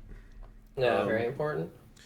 But yeah, so going into this next phase, I'm in the mindset, I think I have to make a break for it right now. If the rest of the board don't know that I'm making a break for it until the fall turn, then maybe they can't get one of these powers to 75% or whatever amount that they need to get within 25% of me. Right? Sure! Great! So yeah. Good luck! Man, I'd have to do some calculation, because you're gonna get Madrid, for sure. Mm-hmm. Can you stab Poland effectively? Do you get Strasbourg? You do get Strasbourg. Yeah, especially if they're not expecting it. Yes. Yeah, you get Strasbourg. This is also huge, having pushed this down to here, because it means these two are at odds, right? Yeah, you can get Sarajevo and Athens, probably, before they see it coming. Yep. You get Tripoli for sure. Yeah. You're plus, in Europe, you're plus 1, 2... By the end of the year, probably plus 3, 4, 5. My guess is plus 5 or plus 6 in Europe. Yeah. Okay. I'm going -1. There's no way I'm getting it. You're going to lose your northern center up in Greenland. That one's not going to be held onto, so you're net only plus 3. And then, do you lose Iowa this year? No. I think that's able to be support held, as long as France doesn't stab me. But yeah, France stays on side. You can support Kansa. You can support Apache. Yeah, okay. I don't think you're losing anything over here. A build in Philadelphia? Apart from Ecuador. Yeah. They try to build in Philadelphia. This isn't allowed, so this won't be it. But they went plus. Very sad. We don't get anything. Maybe we can... No, we can't even snipe New Orleans. No, this is tough. Man, Core and Caracas is so nice, dude. Now here's the fun move that you haven't seen yet. This unit is useless over here. Yep. Yeah. Of course, Poland wants it here, but I don't care about Poland if I'm going for the solo. How about we convoy it to here? Cayenne? To Cayenne. Yeah, Cayenne will help. Cayenne will help a lot. That helps a huge amount, because it puts so much pressure on these SCs. Yeah, we take here, Cayenne and Kalina. We're gonna take... Okay, so here's where the fun actual centers are gonna come in. Yep. So I think we can take all 5. I think we get Cayenne, Kalina, Bellum, Amazon, and Putumaya this phase. I think we send... Assuming if he doesn't bounce Bellum this turn, maybe we even support ourselves in the Bellum. Yeah, I think we support ourselves in the Bellum from G, Chiquitano to G, Quechua, Madeira, Lima to Huito to Bogota, Orinoco. Orinoco is not actually relevant. And then we can support ourselves into Amazon and Putu. I think we're going to lose like one of these, but I think we get all the rest of them. That sounds about right. I was certainly gunning to try and get all of them. I wasn't sure I would be able to. But this ends up being like an interesting tactical challenge. I'm not going to dwell on it too much here because I spent a lot of time looking at this. And I think it's too long for us to commentate here, so we'll just look at the moves I did do. And then down here, I'm not going to push into any centers here. That seems really unlikely. But at least Kalama is probably possible. Really? We're going for a solo this turn, or we're not going to try to snipe Rio? Which one? Sorry? Sao Paulo. I think Chiquitano to Mato Grosso. No, that was useful up north. That's probably more useful against the Netherlands. Actually, I didn't even see this possibility. That, but I think it's required elsewhere. It's going to help against the Netherlands. It's going to mess with... It can either support or take Amazon. So it's going to get a dot up there. We don't have to worry about it. Plus, it could be bounced in Mato Grosso. Yeah. Probably won't be. Almost, I suspect Asunción's going to Borora. So. Probably. Oh. South Pacific. We're going to take something from... Yeah, we're going to get one of these down here. And then they do Australia, have Las Malvinas, but I can push into Mar de Hoses with 2, so I might be able to get both of these, even. Maybe, yeah, I mean, if he doesn't defend with it. Or if he goes down here, right? And I push him with 2. Yeah. Alternatively, though, we can send 2 after Australia. That is also possible. He is built pretty heavily around this area. Yeah, I think Australia's more likely just snipe the Argentine centers. Okay. So I wasn't counting as we were going there. Right? What are we at right now? We only need like 8? 57. We need 7. Need 7? Yeah, so it's definitely plausible. If we get very lucky, like if everything goes our way in South America and if they snipe only the ones that they're guaranteed to take. But yeah, we can win. Yeah, let's go for it. Yeah, I think 7 was... Oh, we haven't talked about losing anything in the Philippines. Now, this is the interesting thing as well, right? Because Athapaska still has my back. Not Athapaska. Athapaska never had my back. Ayutthaya. Ayutthaya has my back. They're not going to throw to me, but they also aren't realizing quite how close I am to the solo. I think they're going to take all your centers. Like, they have too many units over there. They're going to kill you anyways. So we're -3. Yeah. And I think we this year. So I can't remember exactly what the moves here were, but Ayutthaya proposed an exact moveset, and I looked at that moveset, I was like, hang on. If they do this, I think I only lose Manila to them this year. I was like, oh, well, that makes things even better. That's wonderful. Yeah, if you just lose Manila and only go -1 locally. Yeah. And then, like, you might even be able to slip Halmahera C out into, like, Arafura C. Yep. Because I remember at this point, like, most of the board are not really looking at the possibility of me soloing here, even though I am getting relatively close. I think people viewed the run as, like, to be so bold as to be idiotic, and also the fact that I hadn't tried to take any English dots here, it also just signals that I'm not intending to go for it yet. One person who did was Safavids, who was analysing this situation, and they actually sent me a picture of the board with a bunch of provinces circled that they think I gain and lose this year, and they were like, okay, I think I've worked out that you cannot possibly go for the solo this year, so we should be fine to do everything. And it had all of these crossed out, and that was the difference maker, right? And I was like, Yeah, I think you're right. I can't possibly get this. Yeah, whenever someone else tells you that you can't solo, say yes. Yep. So if we go through to the spring moves here, you will see I do try and start sprinting for it, right? And this time I think I'm correct to say sprinting at this point. I'm burning bridges with everyone and going for temporary centers to try and get across that line. Yep. Yeah, because we're stabbing Poland here brutally. Oh, we just get Vienna? So that's a slightly different way of stabbing, but I assume tactics work out. I think I knew that some of the Polish units were backing off here. Oh yeah. Which makes this much better, right? I get into Strasbourg, I get into Luxembourg, I get into Vienna as well. Was Sarajevo supported into Constantinople? It was, but that got tapped. Doesn't matter. It gets bounced. You don't get into Sarajevo. You do get into Athens, though. That's great. Yep. Yeah, this is what a sprint looks like. Yep. Into Tripoli as well, so an extra dot there. I believe I don't lose anything except Aquala on this front. Of course, Toku flips against me because they were always going to on that turn. Yeah, that's fine. You got to balance the power player and all that. I do like that. I think it was yeah. So they at the same time they were talking to me and going, okay, yeah, I'm gonna take out Koala off you, but they also said, you know, we can peace out as long as you get out of the North Pacific, because that was always their focus. Yeah. So they offered me support out of the North Pacific. I'm like, yeah, I'll take that support out of the North Pacific, and I just go somewhere that I think will be closer to guaranteed centers, right? And they convoy into evens, so they can still cover it. That was so sad. I didn't expect this, which... I don't think they were thinking about you going up here. I think they were just trying to take Yakutsk. I agree. So, but unlucky. Yeah.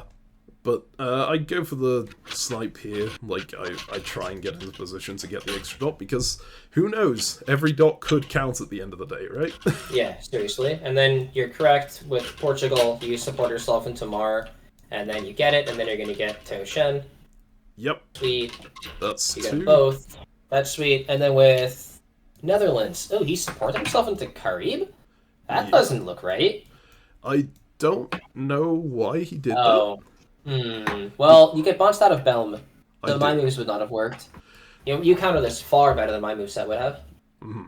I spent forever looking at this possibility, like every possibility in this area, so I think my moveset does end up being pretty good against most of the movesets that they can do here. The retreat into Kalina is obviously really nice, and I get into Putumayo behind them here, and have 2 on Amazon to follow. So it's a pretty good situation. I get to stay in Moristad temporarily, but probably not reasonably. I don't know, if I'd have known they were doing this exact moveset, like where I would get the retreat into Kalina, I don't know that I would convoy this back. I think I would have moved this to Guanabara Bay to get the extra dot here. Yep. Yeah. Definitely would have been better if you known you got the retreat, but you didn't know you were going to get the retreat. And if they support themselves, and like if something happens to Bellum, then you might need the extra unit for Kalina. Maybe not even, actually. Maybe you were just supposed to go for it. Because it's a guaranteed extra dot, right? Like, Sao Paulo is so likely. Yeah. I think at this point, I also just ask England, can I take Barbuda on this turn? Or, like, Barbados? I think it was Barbuda. And they said yes. And England said yes. So that's really good. Yeah, and that means you need the convoy back, because you need the extra unit, because otherwise, like, you could have used... Yeah, this is great. Yep. Okay. Over here, I'm positioning around these dots, but I'm... Philadelphia? Yeah. And actually, Seneca... no, I think this is a self-bounce, so it is still there. But sure. I have 2 on Philadelphia. Yeah, Philadelphia is yours. But then you lose Iowa, because now France can cut Illinois, right? And now you lose Iowa. Yeah, and Athapaska's going to go for Iowa, not for Detroit. Sweet. Yeah. Okay. I don't know. I haven't done the math, but this looks pretty... It looks close. I mean... what happened to the Philippines? Nothing went here, and Philippines... I think... Oh, this was the guaranteed thing, why I wasn't losing anything, right? Ayutthaya asked me, hey... Because we had an agreement that eventually I would give them some stuff on this front. Once Netherlands stabbed me, I was like, okay, as long as you have my back, I will eventually just give all of this up to you. Sure. So you get Manila this year, but you can't take Cebu, so you're fine. Yeah, exactly. Sweet. So I know their exact moveset. They go into Manila, but I have the Um, defense here to cover. Halmahera Sea did not go to Arafura Sea. It went back into North Pacific. Yep. I don't like that for sprinting. I don't want to be in Uh, Arafura. I think I just assumed that there would be too many units here to snipe anything. Maybe I was wrong on that front. Maybe. It's tough because I knew that Netherlands and Portugal were at war at this point, right? So you kind of expect there to be heavy forces in this area. I don't know. Yeah, it's fair. I mean, you tap. Oh, you even tapped something. You didn't just leave, so that's fine. Well, I tapped the unit that was supporting my unit into Blanca Ridge, so it doesn't do Whatever, anything. it's fine. Yeah, holding is acceptable. But yeah. Alright. So at this point, there's a lot of counting that's going on.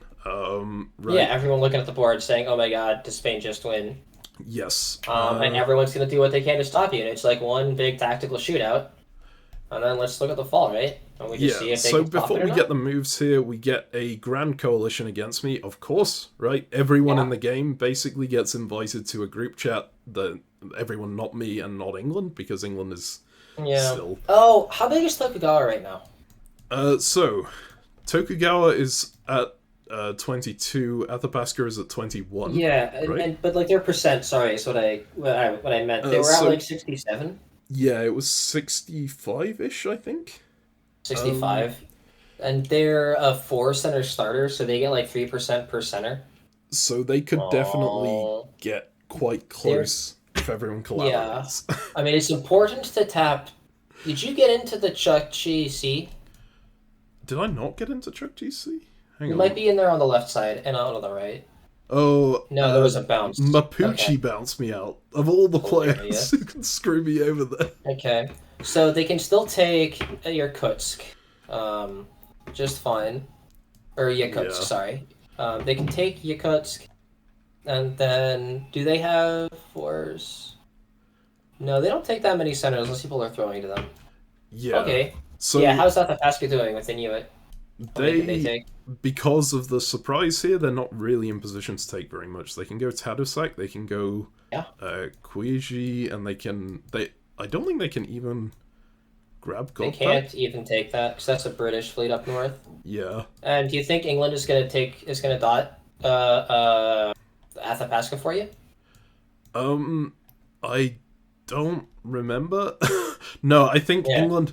I spent a lot of this phase trying to convince England not to go to Boston, because Athabasca is can get the 2 out of here, right? Oh, God. If they do this. As long as they go to Boston, as long as he doesn't take Catawba or Norfolk off you. Oh, no. I was, like, fairly certain that he wasn't going to do that. Okay. But, like... Because I'd given him exactly what he wanted, right, for the entire game. So this is... You could have Barbuda at the end of the game. Sorry? But now you're asking for Barbuda at the end of the game.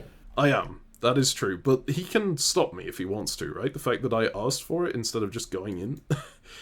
He can bounce me out. And he said yes. So... Sweet. Yeah. Hopefully... It will work. England stabs you, and then you don't solo by like 2 dots because England dots you at the end. I'm gonna feel so vindicated. So the entire board is invited to this grand coalition to try and stop me from winning, and that coalition focuses on either getting Athabasca or Tokugawa within range of my supply center count. Right? Okay. Now, in my eyes, the far more dangerous player, the one they should be getting to that supply center count, is probably Athabasca, because they can gain Yakutsk, they're already gaining Mont Royal and Mohawk, they can walk into Tadoussac, they can walk into whatever that is. Yeah, that one. And I think they get Denaina as well, if they want to, here. Yeah. Which is... I feel that's like more than enough, right? Like Tokugawa or Athabasca stopping you kind of for free. Yes. So at this point, I'm in communication with a few people in that big group, right? Obviously, I'm not even trying to talk to most of the people. They did a bit of the chat in like public, and I just refused to respond to anything, any call out or anything at that point, because you're like, yeah, it's a waste of time. it's a waste of time, but it's also like it shifts the focus off you a bit if you never respond to anything that they're saying in public. And hopefully they can get hung up on their own issues instead of like you being seen as this force that everyone needs to fight. But they take it to their private chat and they invite Russia, who is Salt, who you will note is almost out of this game because of the Safavids, having gone into Moscow and pushed all up around here. And of course, Safavids is offering in this chat, hey, I'll back off you in certain areas if you help us with this, if you give Tokugawa supply centers. And Ming is also in that chat. And Salt goes, yeah, absolutely, that's fine. I will do whatever you say if you back off me, and I will give these supply centers that you want to Tokugawa. And Salt messages me on the sly and goes, I think the only way that I end this game with a reasonable number of supply centers is if this game ends right now. So I'm going to help you in any way I can. And he goes to Ming and he says the same sort of thing, and he goes, hey, Ming, you're going to die if this game continues, right? I think our best bet at surviving this game is if we just help Meme win right now. Yeah, it's to throw to spin. Sure. Yeah. Now Salt throws the Captain Meme, so Captain Meme gets a solo. God. So they can't actually directly throw to me, right? They're on the other side of the board, but what they do... Yeah, they're not going to give you their centers, but they're going to stop the people from stopping you. Yeah, what they do is they offer supply centers for free that in the actual fall turn they are not going to give. And most importantly, they make the entire board think that the best bet of the person to push over the line is Tokugawa and not Athabasca. And that's huge, right? It changes the calculus so much because it also means, that Athabasca shouldn't take this center from Tokugawa. Not only that, it also means that Tokugawa probably should take another Athabascan center. Hell yeah. Which we would love, because we've established that Athabasca's the one we're worried about. I'm like, oh my god, that's amazing for me. Thank you, Salt. That's just something you don't hear me say very often. See, this is why we work with Salt. But yeah, there are a few other things. Like, most of what's going to happen on this board is pure tactics. There is perhaps one important thing that's happening here, which is the state of France in this area, right? I do go to France and I ask him, hey, you know, are you going for Philadelphia or New Amsterdam? Would I be able to go for the other one? And he tells me that I can't remember if he, like... I think he tells me that he's going for... He tells me that he's going for something that means that I can't go for them, in the way that I thought that I was going to have to go for them. Sure. Oh, right, yeah, sorry, no. He tells me that he's going for New Amsterdam because he wants to screw England over, was the big thing. Sure. So I look at this position, I'm like, well... Okay, I'll take Philadelphia then. I could order 2 into Philadelphia, but if this game continues, and, you know, I somehow don't win here, and I've just screwed over France by taking his dot... He knows you're trying to win the game here. Everyone knows it. You're not, like, screwing him over. It's being honest. It's like, yeah, I'm trying to win. Yeah, but I think he was fairly insistent that I not take anything at this point. I did actually offer him, hey, I'm still going to support your unit in Fort Detroit, make sure that Athabasca can't take this kind of stuff, right? Sure, and that needs Erie, I think. No, it doesn't. It just needs Illinois. Well, Illinois... But then you're going to use Illinois on Iowa, so if you... Yeah. Alright, fine. And this hopefully also stops him cutting Illinois, so I do get to keep Iowa in that case, right? Yeah. And that needs Erie, so that's fine. Okay. Yeah, and my exact quote in my confessional was... There is no way that this game is going to be decided by one center one way or the other. I'm just going to leave Philadelphia and not bother going for it, right? I think that if this game continues, it's more valuable for me to take that risk of the game, that tiny risk of the game continuing, because it was a 1 dot difference, than it is for me to... Well, I've said this the wrong way around, but whatever. It's not worth it to me to alienate France and potentially have them throw all of their centers to Athabasca if the game continues, right? Just 1 dot, it's not worth that. So I'm not gonna bother going for it. Sweet. Uh, You so think yeah. Portugal's going to join the coalition against you? Oh, 100%, yeah. 'Cause they do immediately as this happens, because their, like, one condition for working with me was that I don't take the centers off of them that I need to take to win. And Sure. I think honestly they centers would off have. of them. I think honestly they would have gone for me anyway if I'd gotten Yeah. close to the solo. The vibes they were giving me were just off at that point, or at least They've been lying to you the entire game about their desires. Exactly. So at the end of the day, the only person who I was right about on their desires was England, right? Yep. But yeah, so let's go through to the 4 moves here. I take Putumayo, I take Amazon. It's Putumayo. That's the only one that I care about. Putumayo. Okay? Sure. It's not the one you've been saying. Spanish lessons with Ezio. Is it Spanish? That's, Is it Portuguese? I think it's Spanish. Okay. If you're wrong on that, you're going to get a lot of angry comments. I will, but I think that's Spanish. Alright, well, it's certainly Spanish here, right? So. And I just... It's not the one you're saying, okay? That's all. Oh, you snuck into Coloma. Oh, but you lost Colo Colo. Yeah, man, if you guessed right there. I lose a guess here, which is really annoying, but it is what it is. Yeah, you could have just tapped Guarani. Jeez, tough. Alright, unfortunate. Oh. Yeah, that's like a straight up 50-50, I think, between tapping Guarani or defending Chipaya, right? Because it depends basically. whether Guarani is going here or there. And then he went for Quelacolo even. Yeah, tough. Because he could have bounced Chibutano and just completely crushed it. Oh well. Yep. It's fine, no worries. Tactically, you don't take Bellum, unfortunately, so you only get 4 from Portugal.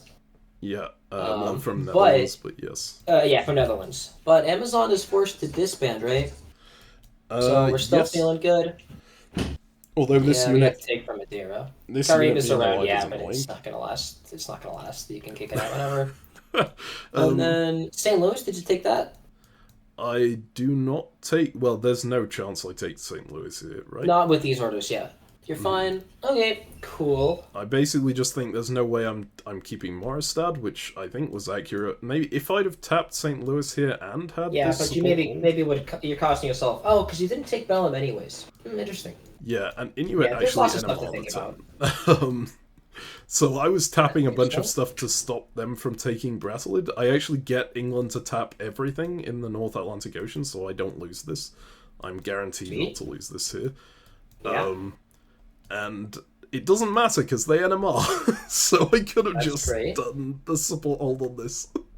But I would never have thought to support hold this. I think there's too many things that can tap it, right? Yeah, plus there's like 2 other things in South Atlantic, right? I mean, yeah, SAO5 can do stuff, but no, but Netherlands is still messing with Portugal. Well, that's technically defending them, right, against... Oh, that's... St. Helena is not Portuguese? It is Portuguese, and Netherlands are going into it, but it's defending them against SAO. Oh, against SAO tapping. Yeah, that's... They knew they were what they were doing. Yeah. And then over here, I try and support Ayutthaya into Monado, which is never gonna happen, but like... Yeah, it's fine. But then they cover it, so they don't get to retreat there. I keep these 2, which is nice. Yeah, that's great. There's a convoy into Formosa. Yeah, so this is where we start seeing what the board did to counter me, and I had not accounted for the convoys, right? I think it's a really easy thing to miss when the entire board is collaborating against you. You look, hey, what can Tokugawa get? Well, they can get the centers next to them, right? And you go and you count those up and you think they're going to get that many. But they can actually get more than just the centers next to them by convoying through other people's fleets. So stuff like getting put in Gunai and getting put in Formosa gives them an extra few. But Salt comes through for me. He bounces them out of Yakutsk after promising that he would give it to them so they don't support. And Ming does the same. They keep in fact, they don't just bounce Tokugawa out of Kikiha, they take Highland Power at the same time. So knock them down a dot. And you can see what Safavid's agreed to do in order to get Salt's approval, although they don't stick to anything over here. Presumably not. Yeah, and anyway, this all comes down to... Well, I'm getting Tripoli, right? I'm getting Athens. They do the right moveset here, where I'm guaranteed to not get one of the two. So I'm going to pick up one here. I can't hold Vienna, I'm aware of that, so I use it to cut Bavaria and guarantee Freiburg. Lose Paris. I lose but Paris. But you're going to lose Paris or Strasbourg, so that was fine. Yeah, one of these two was unfortunately guaranteed to go. And I lose a guess here as well. Yep. Tough. On Portugal. So on Portugal, I'm 0 for 2 on guesses here. I lose Rabat to Portugal here, and I lose Calicolo to Portugal here. And then in... You get Barbuda, England comes through, okay. In North America, I don't lose Iowa. France doesn't tap me here. Yeah. But they don't do the move that they said they were going to do to New Amsterdam. Right? Funny. So I could just have walked in here and gotten an extra dot. Yeah. So what's the state of the board, meme? Did one dot make the difference? Well, there was one other thing that's interesting to see, which is what I did with NPO3, because I was like, okay, they're going to be covering everything around there. I may as well just position in case, like, this doesn't work. In case you don't win. Yeah, be ready. Sure, so you take NEC. I bounce, I bounce out the basket back into the Tokugawa FC, which is probably good if Tokugawa is getting thrown to, right? They're likely to be on fewer. But I could have just taken the shot at Koryax. Yeah. Because they left it open in order to do all these fancy convoys. And in fact, NPO5 just tapped Balanga Ridge, so they could have covered this with this one. I don't know why they didn't. Yeah, they made a guess somewhere. You gotta make some guesses along the line. But all right. So, shall we go to the count? Yeah, let's see it. So, I am at 65 out of 64. I made it over the line. Yeah. And Athapaska and Tokugawa, 26 out of 32 and 25 out of 32. So they were about as even as they could possibly be. I need to be 25% ahead. I am 24.5% ahead. 1 center is 2%. I'm 1 center off. So it did come down. It came down to 1 center. France's lie here saved the game for the year. Your two misguesses also cost you the game. Oh man. Yep. It was France's lie there prevented me from taking a center. The missed guess here, good guess from Portugal, prevented me from taking one. A correct guess here from Portugal prevented me from taking one. And then I'm just looking at this and going, oh my god. That could have been it. Yeah. Jeez. If I just gone for position, like if I just hadn't thought to go for position, just go, I'm going to go for the win on this turn. And if I don't win, then whatever. It doesn't matter what the position is. Good news for you is that you're not cooked. Like, yeah, you've burned a lot of bridges, fine. But your position is still solid, right? Like, in South America, for example, you still outnumber Portugal and Netherlands combined, right? Mm-hmm. You've got more fleets in South Atlantic than anyone else. Not for maybe long, if Portugal and Netherlands coordinate. How much is Portugal building? Are they building? Portugal is +2. Unfortunate. Yeah, but we're +9, man. 9's a lot of units to slam. Although, most of our open builds are not in useful places. Yeah, so also... future. This... So, you know, I said that I specifically said in my confessional, going for this wouldn't matter because the one... Well, I was willing to take the risk on the 1 dot. Obviously, in this case, I think, actually, that got quoted in the spectator chat a lot. Like, it's the kind of thing you really shouldn't say. But in this case, France did it really smartly, right? Because even if I'd have gone for something, The way that they said they were going to New You would have Amsterdam. gone for Philadelphia. I would have gone for Philadelphia, and they'd have bounced me out, right? So that one didn't hurt me as much, really. I was just like, well played from France there. But yeah, the other things, the misguesses elsewhere, and then that just hurts so much. Because it's also the center that you go for if you're going for a center from here, right? You're not going to Edo. That's going to be covered. So, yeah. Anyway, the other thing... Now? We get to build. We have armies in Madrid. We can build in Gibraltar. Yeah, we might still be able to just steamroll this game. Like, yeah, we made some aggressive moves, and things don't... Oh. I disagree with you. I was saying that Europe is looking rough. It's really rough. This is a problem, and this Trieste is falling. This is the There are biggest going to be more problem Netherlands armies pushing. Normandy, Paris, Orleans is going to fall. We're exposed. That Inuit army in Navarre is brutal. Yep. We don't have any fleets in like the northern Mediterranean and like the western part of the Mediterranean, so we don't have easy access to convoy units out. Naples is even covered, so we can't build an army in there to reinforce our east. We have no corps in the region. Yep. Even if we build Fleet Gibraltar, Army Valencia, we gotta send Barcelona north. Okay. Also, so all we're of gonna this start is losing lost gods. to Abyssinia. Well, Ghadaim's at the very least. Probably Marrakesh is lost. Yeah, Abyssinia and Mali can coordinate now. I think we're gonna take Porto, Lisbon, and Rabat. I think we can squeeze that out. At Rabat least. might be a tough one, just because Rabat, the holding your bots enemy... and all the pressure from the south. Yeah. Yeah. No, true for sure.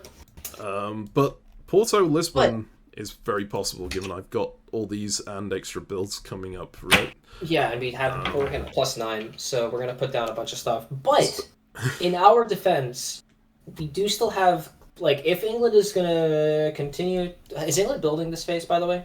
I don't think so. English They are +0? Yeah, because now is when we actually just start taking all the English centers. Now we put down Fleet St. Augustine for sure. Maybe Fleet Panama as well. I don't know if that one does feel a little committal, and like I assume England wouldn't be too happy about it. But now we just start slurping up all of the English centers, and we hope they say yes. Yeah. Sweet. And then in South America, how do the tactics look? Because Portugal is probably building back at home, and so down in South America, if we can pump out more units, do we have anything in South Atlantic? We do. South Atlantic we do. South Pacific, how are we looking? Nothing in South Pacific. No, they're in South Pacific, so they can take Chiloe too. It's not looking too good for the good guys. One thing I did very quickly want to say, when I was saying earlier about that one thing being quoted a lot in the spectator chat, the other thing that got used against me that I had said repeatedly through the entire game was, I'm not gonna need to core, I'm never gonna need that many open centers to build that much, right? Yeah, I'm slow playing this. I have, at this point, exactly 8 open home supply centers. So I don't even get to build everything that I'm allowed to build. So just to twist the knife of me missing that, then the fact that I haven't cored anything, except I did core one province, which was Chiloe. Yeah, but Chiloe. Shame it's covered. Yep. So now, yeah, this is just infuriating. Dude, that sucks. Yep. But yeah, so this is where we're at. I'm now well aware. I think this war is going to be extremely messy, right? I've got like armies and fleets, and they've got armies and fleets everywhere. How about we leave the analysis of this next war for the next video, and we leave this video just saying, "Oh God." I think that I have actually the perfect note to end this video on. If you're ready to conclude, yes, I think this is a great time to call it, and then I gotta go. Okay, I'm gonna just go ahead and say my thinking at this point, and I'm gonna go ahead to build. There we go. I need these centers to win, right? I'm gonna not even to win, just to stabilize. I need to take the English dots, and England had said to me, "I'm okay to take the extra centers if I need them," right? So I was hoping Here's that would hoping be they need fine. Things are about to go from bad to worse. We'll see you next time. Thank you very much for watching.